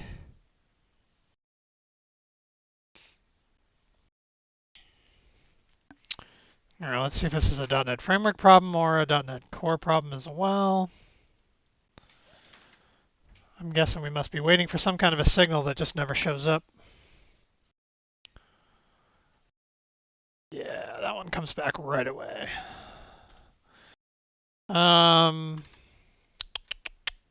Question is, do I have this wired up in a useful way?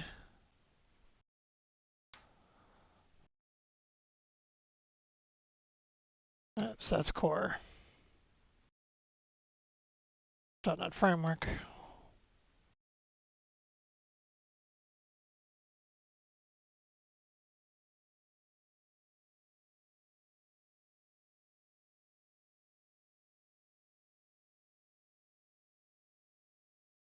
Ambiguously named test methods still return all messages. Okay.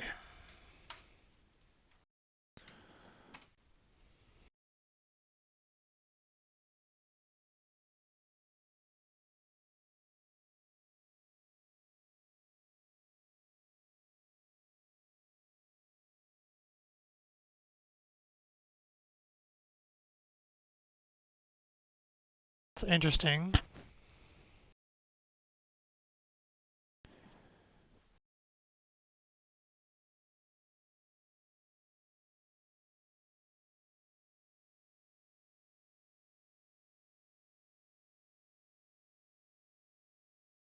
Okay.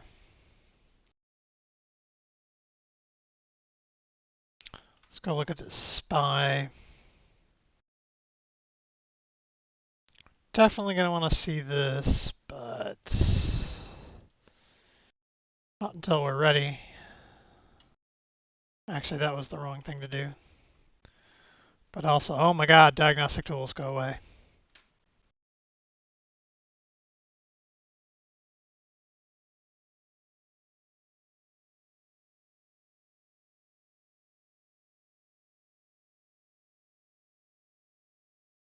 You guys are fine. I think one thing I need though is...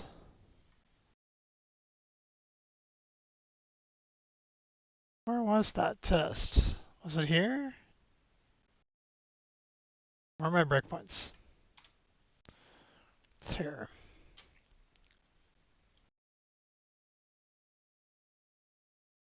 I actually want to break there. So I can go turn my other breakpoint on.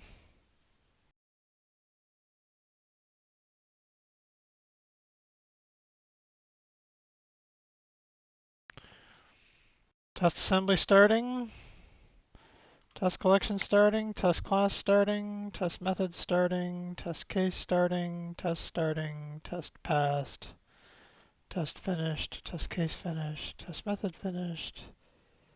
An error message. Kind of use a test class as its own test fixture data. Sure. I don't know what that means. Test class finished. Test collection finished. Test assembly finished.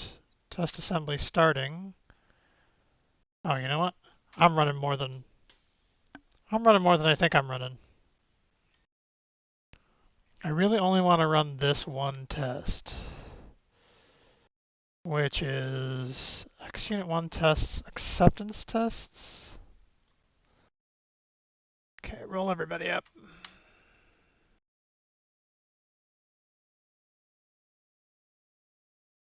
Can't wait till I get TDNet re-enabled again. All right. You are XUnit1 tests, acceptance tests.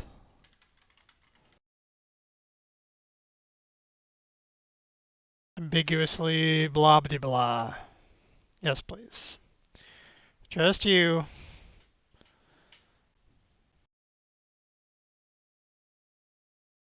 Okay.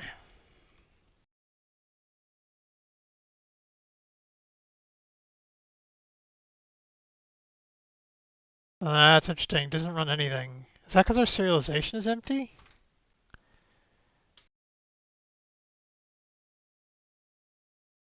Alright, you need to stop. Is that because our serialization is empty?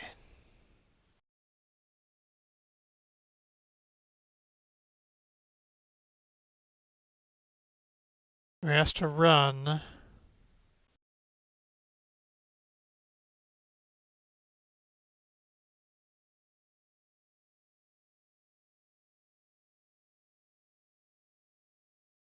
So we have two test cases, neither of which has serialization. Yeah, that's what I was worried about.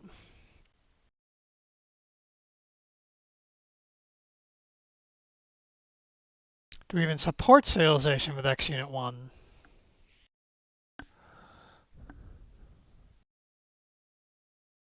I feel like we must, right? Serialize. So there's a deserialize.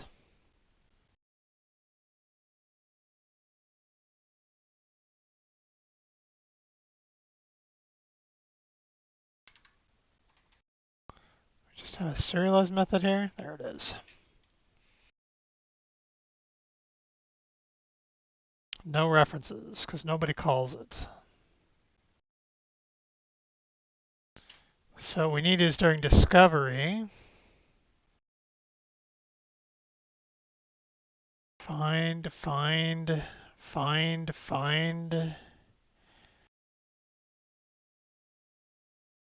We have this include serialization flag.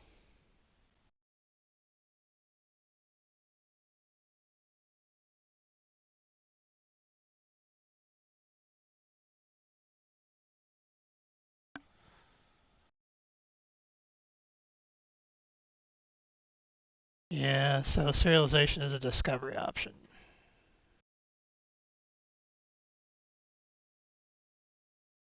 It's going to have to go. I can just feel it. It's going to have to go. All right, that now passes. So why did that? Oh, yeah, of course. I'm like, why did that not pass?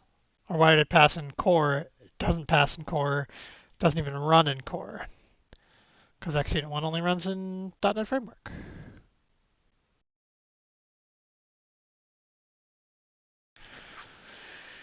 Yeah, this change sort of mandates serialization be non-nullable.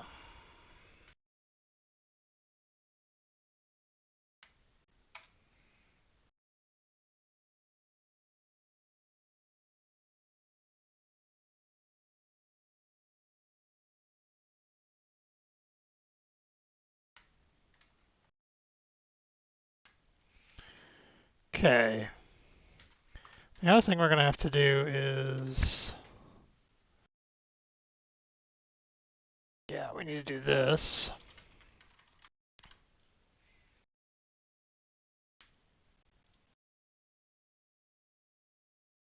So our little guard.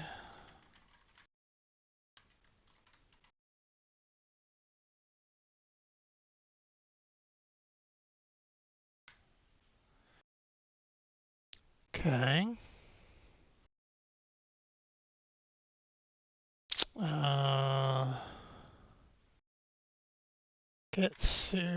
Include serialization. That has to go away. This option needs to go away.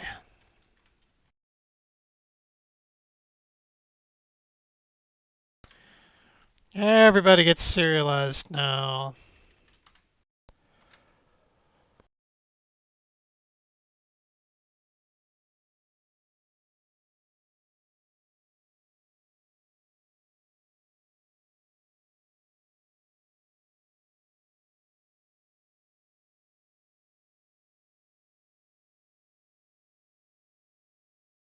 Okay.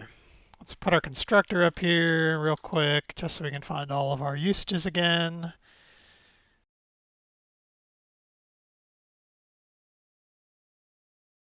So there's v3, serialization, include serialization, include serialization.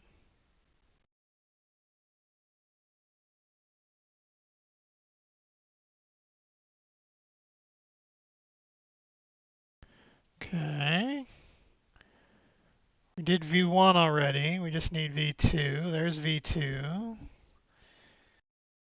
Discover.serialize. Why might discover be null?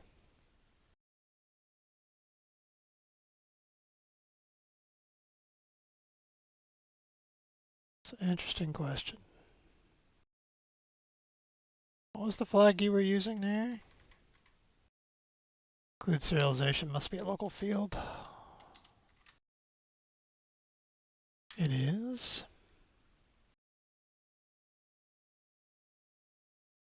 Okay. Discover used to serialize test cases.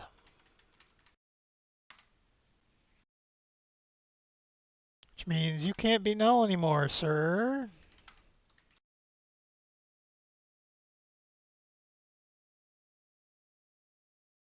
And you can just be a simple guard argument, not null.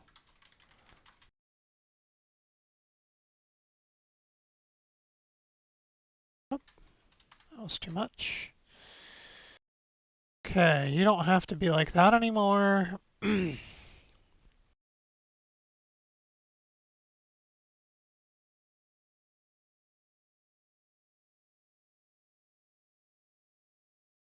like the only other usage is down here. That's where we were.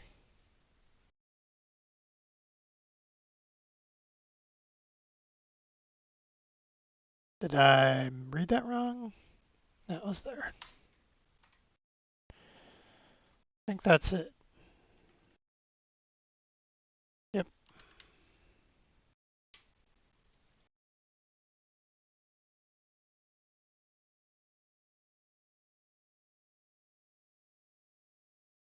And we'll let the unit test fall out with compile failures or test failures. Okay. Nope.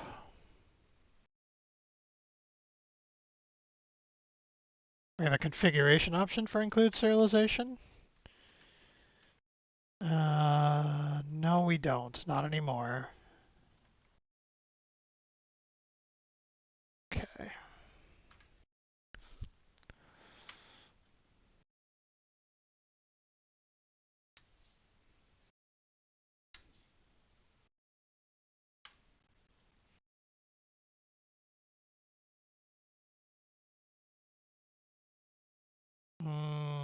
This came from message sync.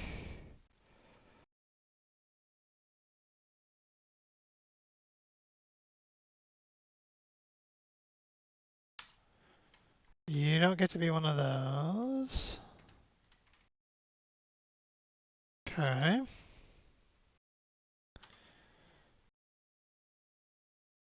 All right. No. No. No. No. No.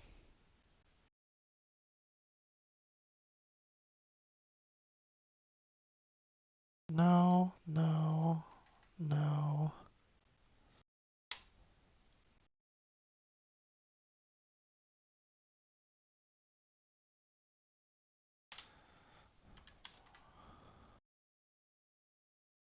Don't like just having the naked false there. Let's get rid of all of our breakpoints now.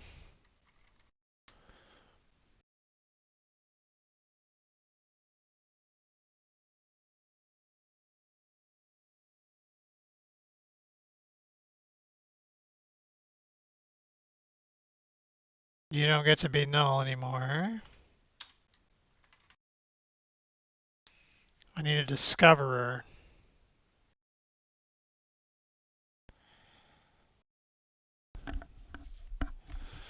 To message sync adapter adapt discoverer. Where are you going to get a discoverer from? I guess you're just going to have to go create one, aren't you? Problem is this diagnostic message sync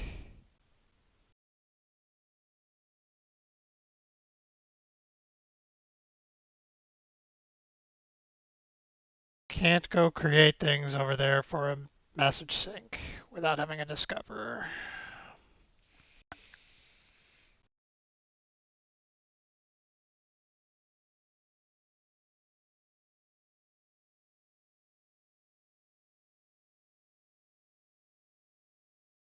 Hmm. I guess this has to be nullable, huh?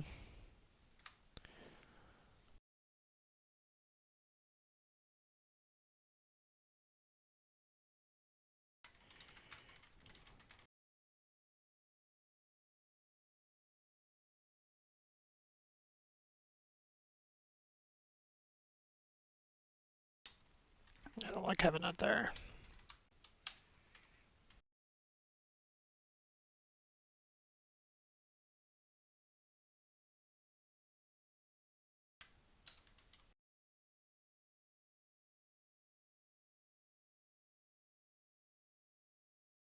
Hmm. I don't really like this either.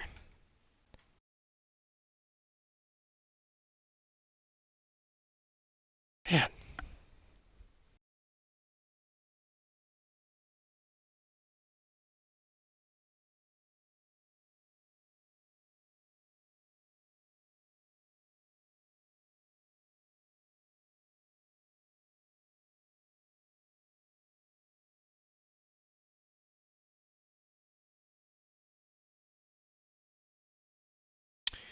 no, I definitely don't like having it like that. But what I'm going to do instead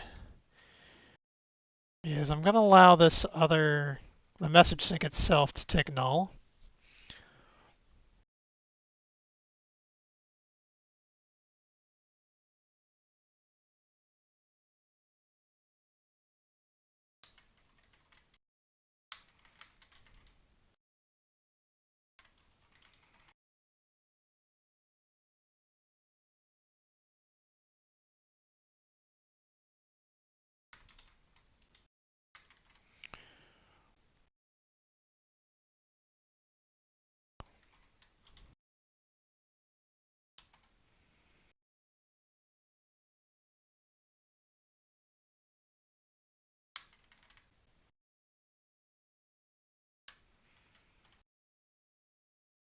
You're not going to take...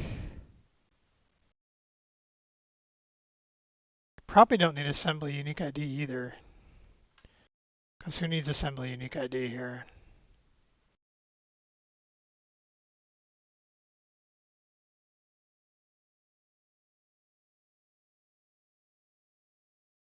A whole bunch of stuff?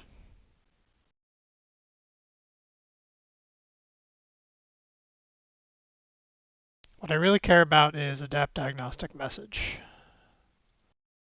It does not take an assembly unique ID.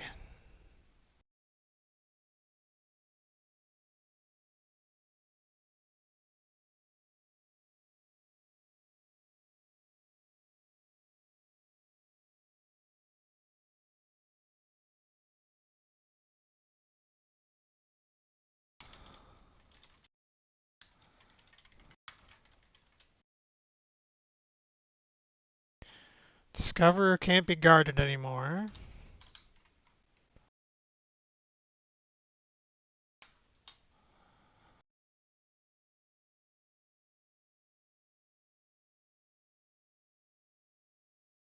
You don't need that, you just need this.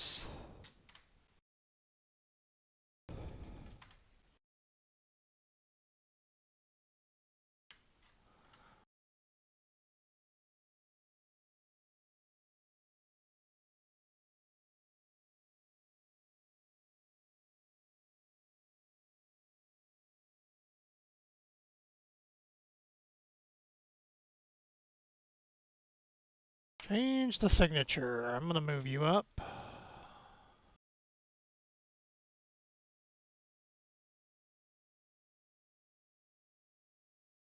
You guys can be null by default.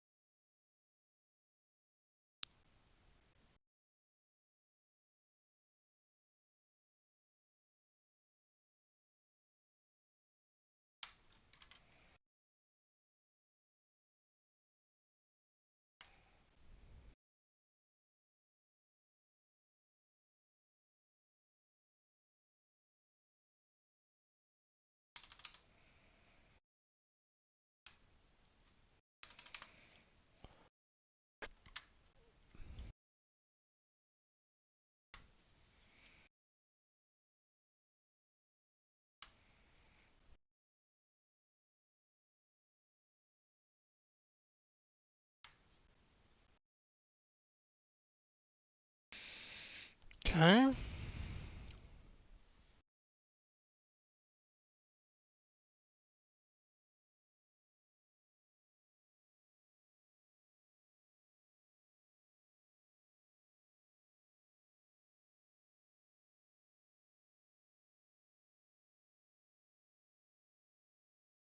Hmm.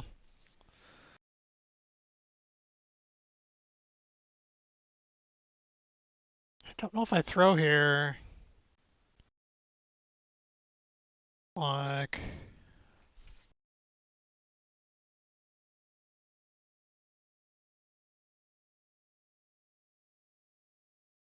obviously throwing is something I'm expected to be able to do here. Which I guess means that I can throw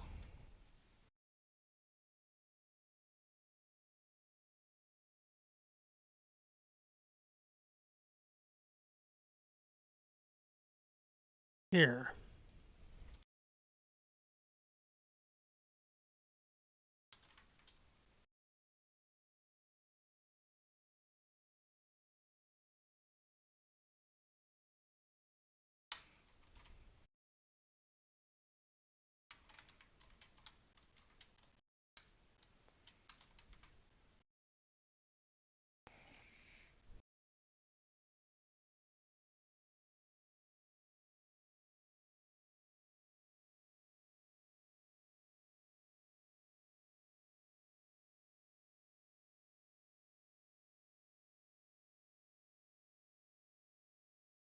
Okay.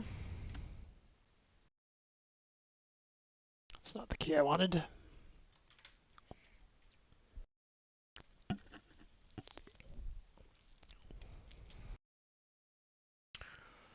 So serialize as an option has to go away.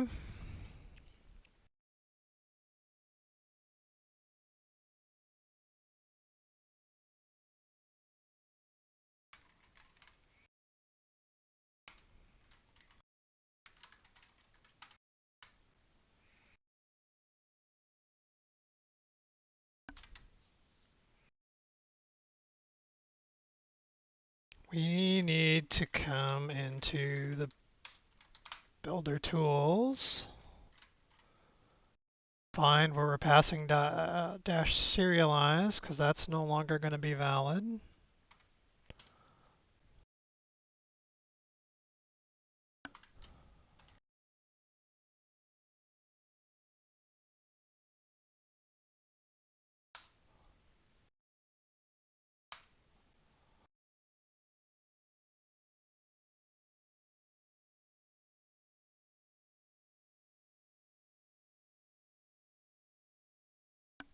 Did I not just type Control Alt Enter? I thought I did. Okay.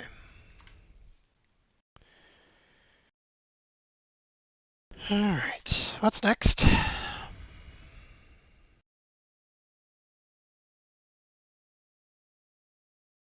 Include serialization or default.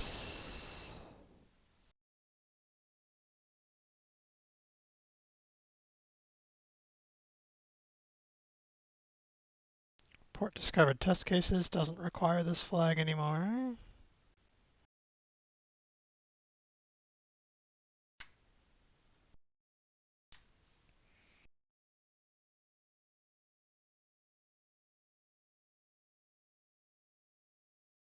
Okay, so you should not have a serialize test cases property.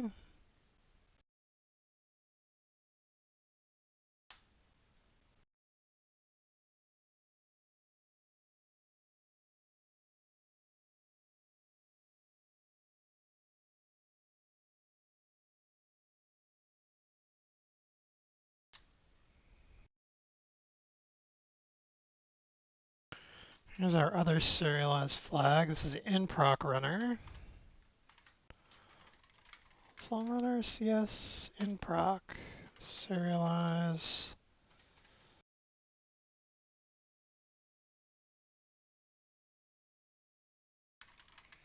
It's funny that it wasn't in the help anywhere.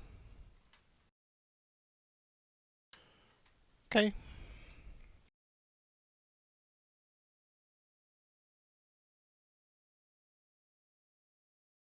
Serialization has to be legit now.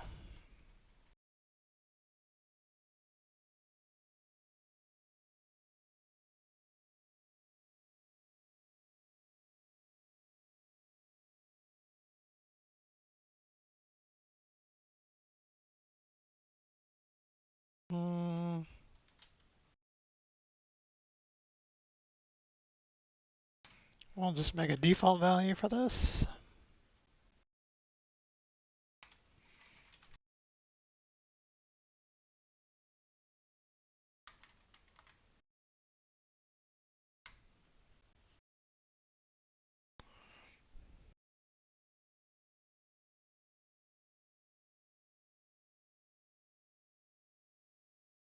I don't think it matters, so we'll go ahead and pass the default.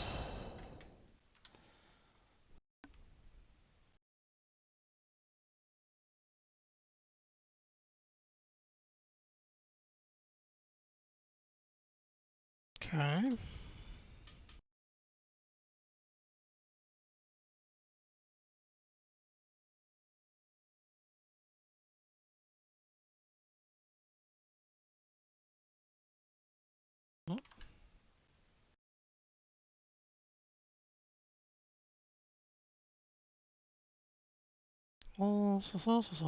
Include source information, include serialization.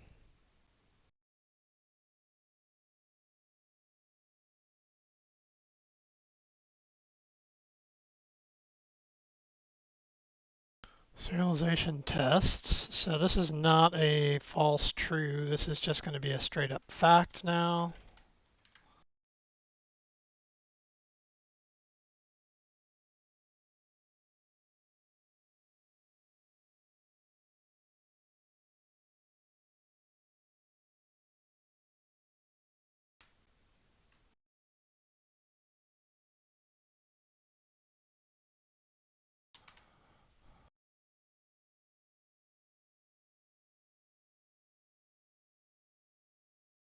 Okay.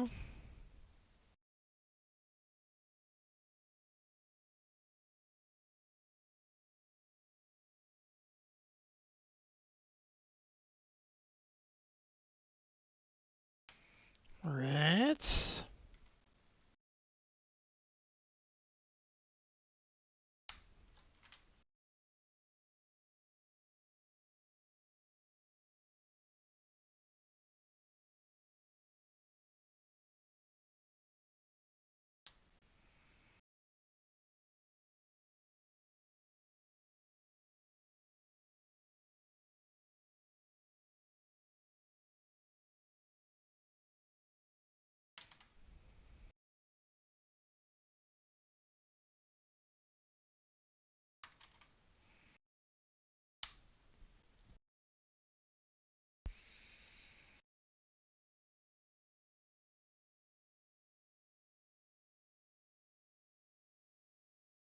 These things got moved.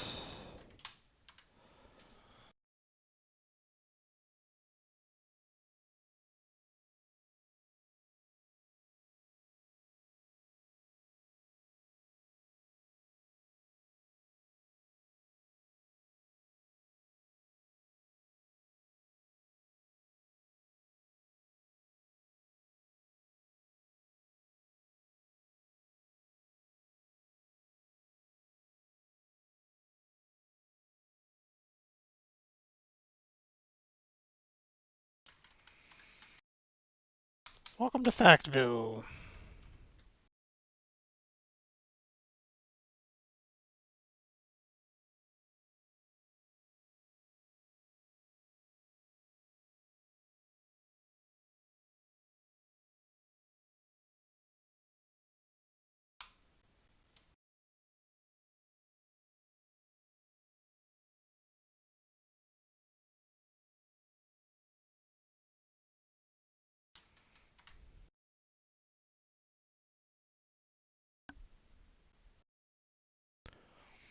Okay.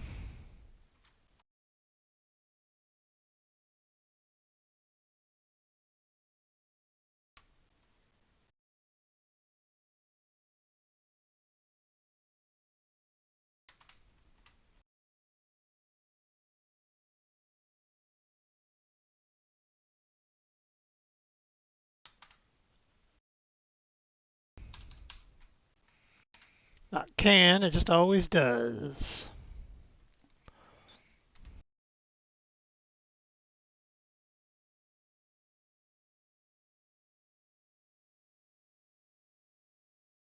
Mm-hmm.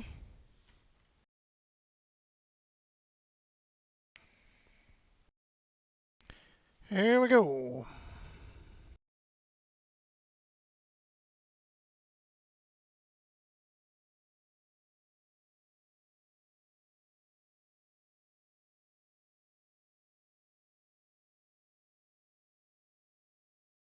Hmm.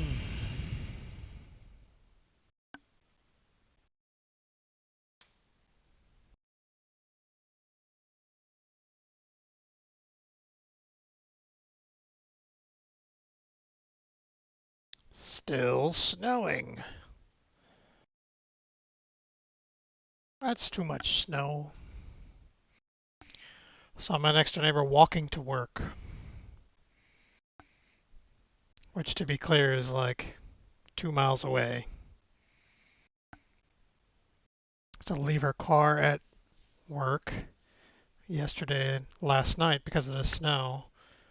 She texted me this morning. She says, "You think any taxis are going to come up the hill?" I popped open the cameras. Hey, which I can do while we're waiting.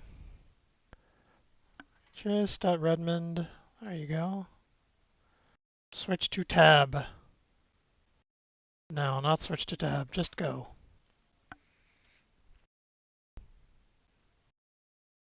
So last I looked downtown, still not really plowed. Looks like they're starting to make some progress. Yeah.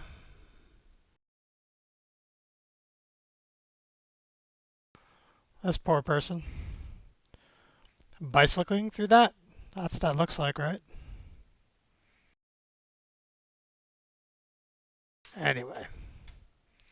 Yeah, I told her, I said, I don't think any taxi's going to come up the hill. Or they're going to come up the hill, but not all the way into our neighborhood, because our neighborhood never gets plowed. Attempt to get serialization of an uninitialized test case discovered object.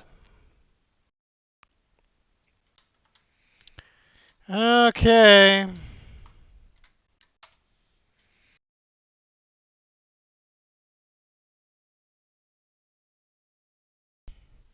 This is round trip traits, right?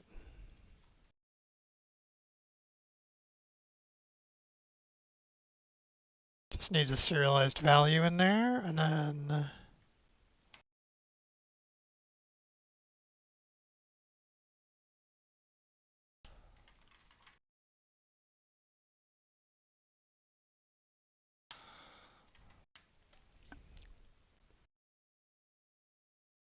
this is common, right?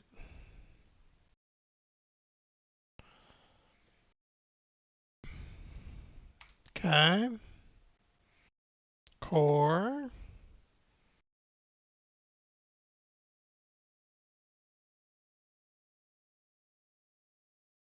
Interface proxy is not serializable.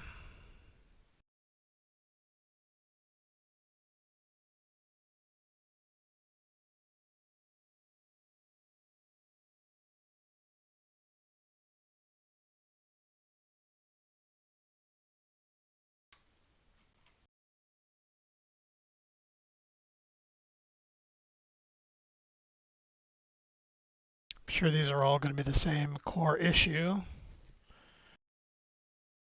Where's our test? 542.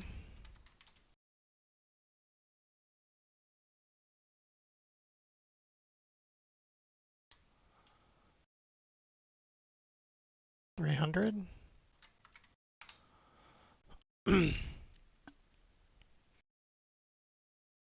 Mock test class.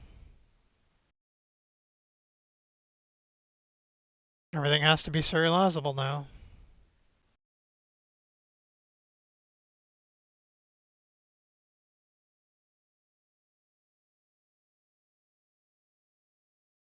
Kind of want to skip these.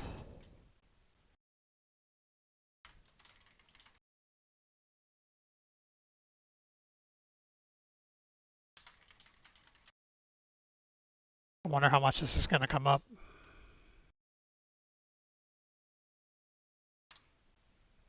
Assembly with theory property. Yeah, that's actually just got line numbers. Looks like 455.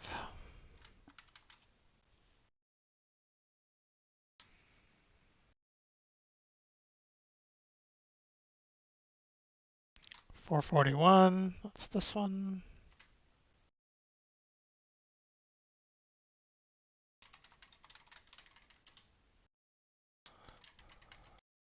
This is test case, not test class. I just realized as I'm looking at this.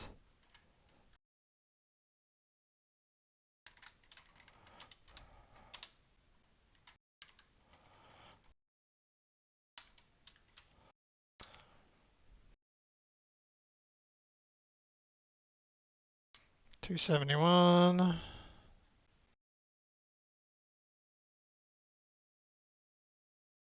Okay, that's not every one of them in here, but it's a lot of them.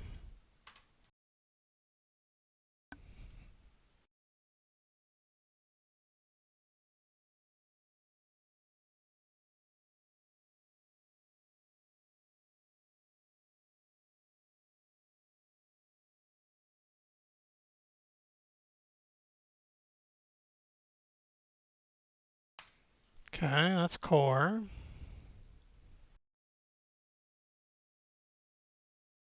Let's run a common.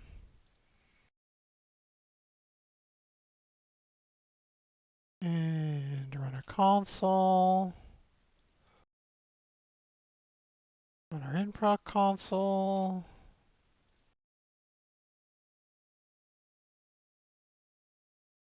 Run our MS build.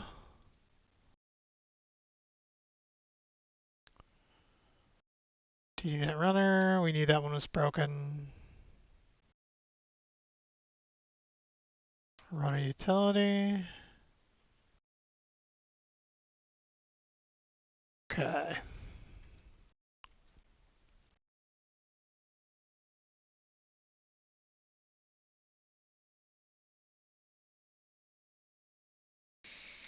TDNet runner. Actually, let's go run the TDNet runner one again and skip it so we can.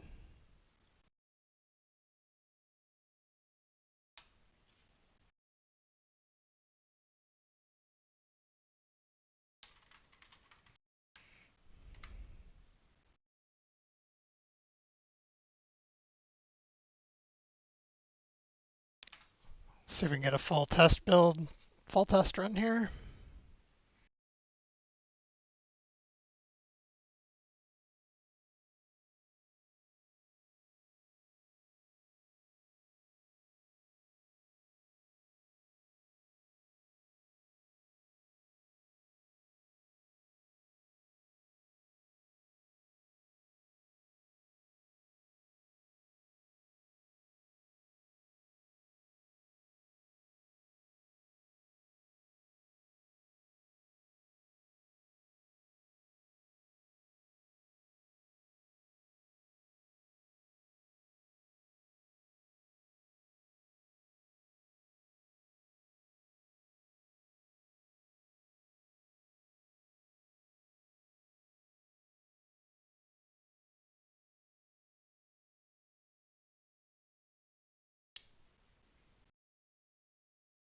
Man, oh man.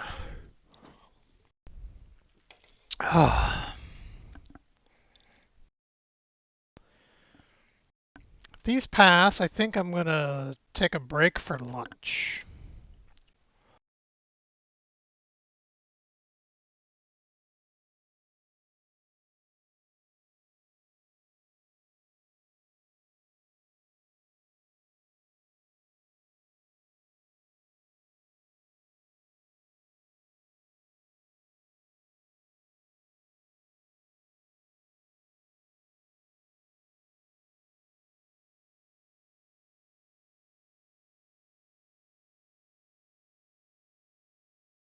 So many long-running tests.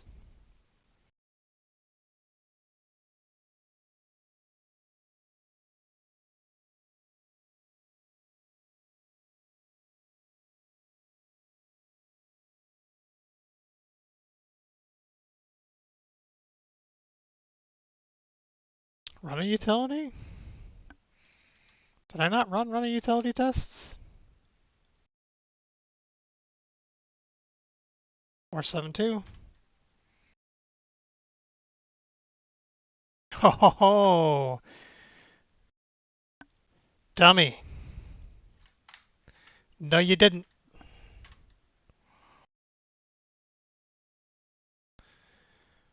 Source information is not serializable.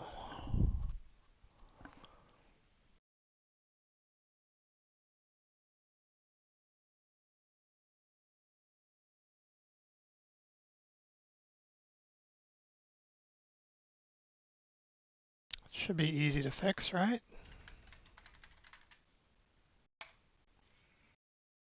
You are not serializable.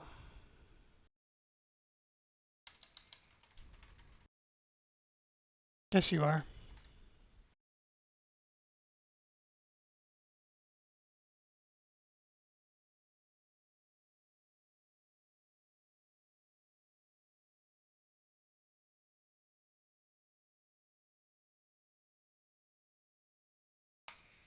Okay. I'm gonna call that good enough. Yeah. Haven't eaten any food yet today, got up late, because stayed up late, because I don't know why. It's the way it works now. Um, yeah, so I'm gonna get some lunch. Thanks for hanging out. I'll probably get back to this after lunch. I don't know if I'll stream it or not. I might. So if you wanna, hang out for that, pay attention to my Twitter account. It's like I don't know, up there somewhere. Yeah, I'll tweet it again. So anyway, thanks for hanging out, and I'll see you next time.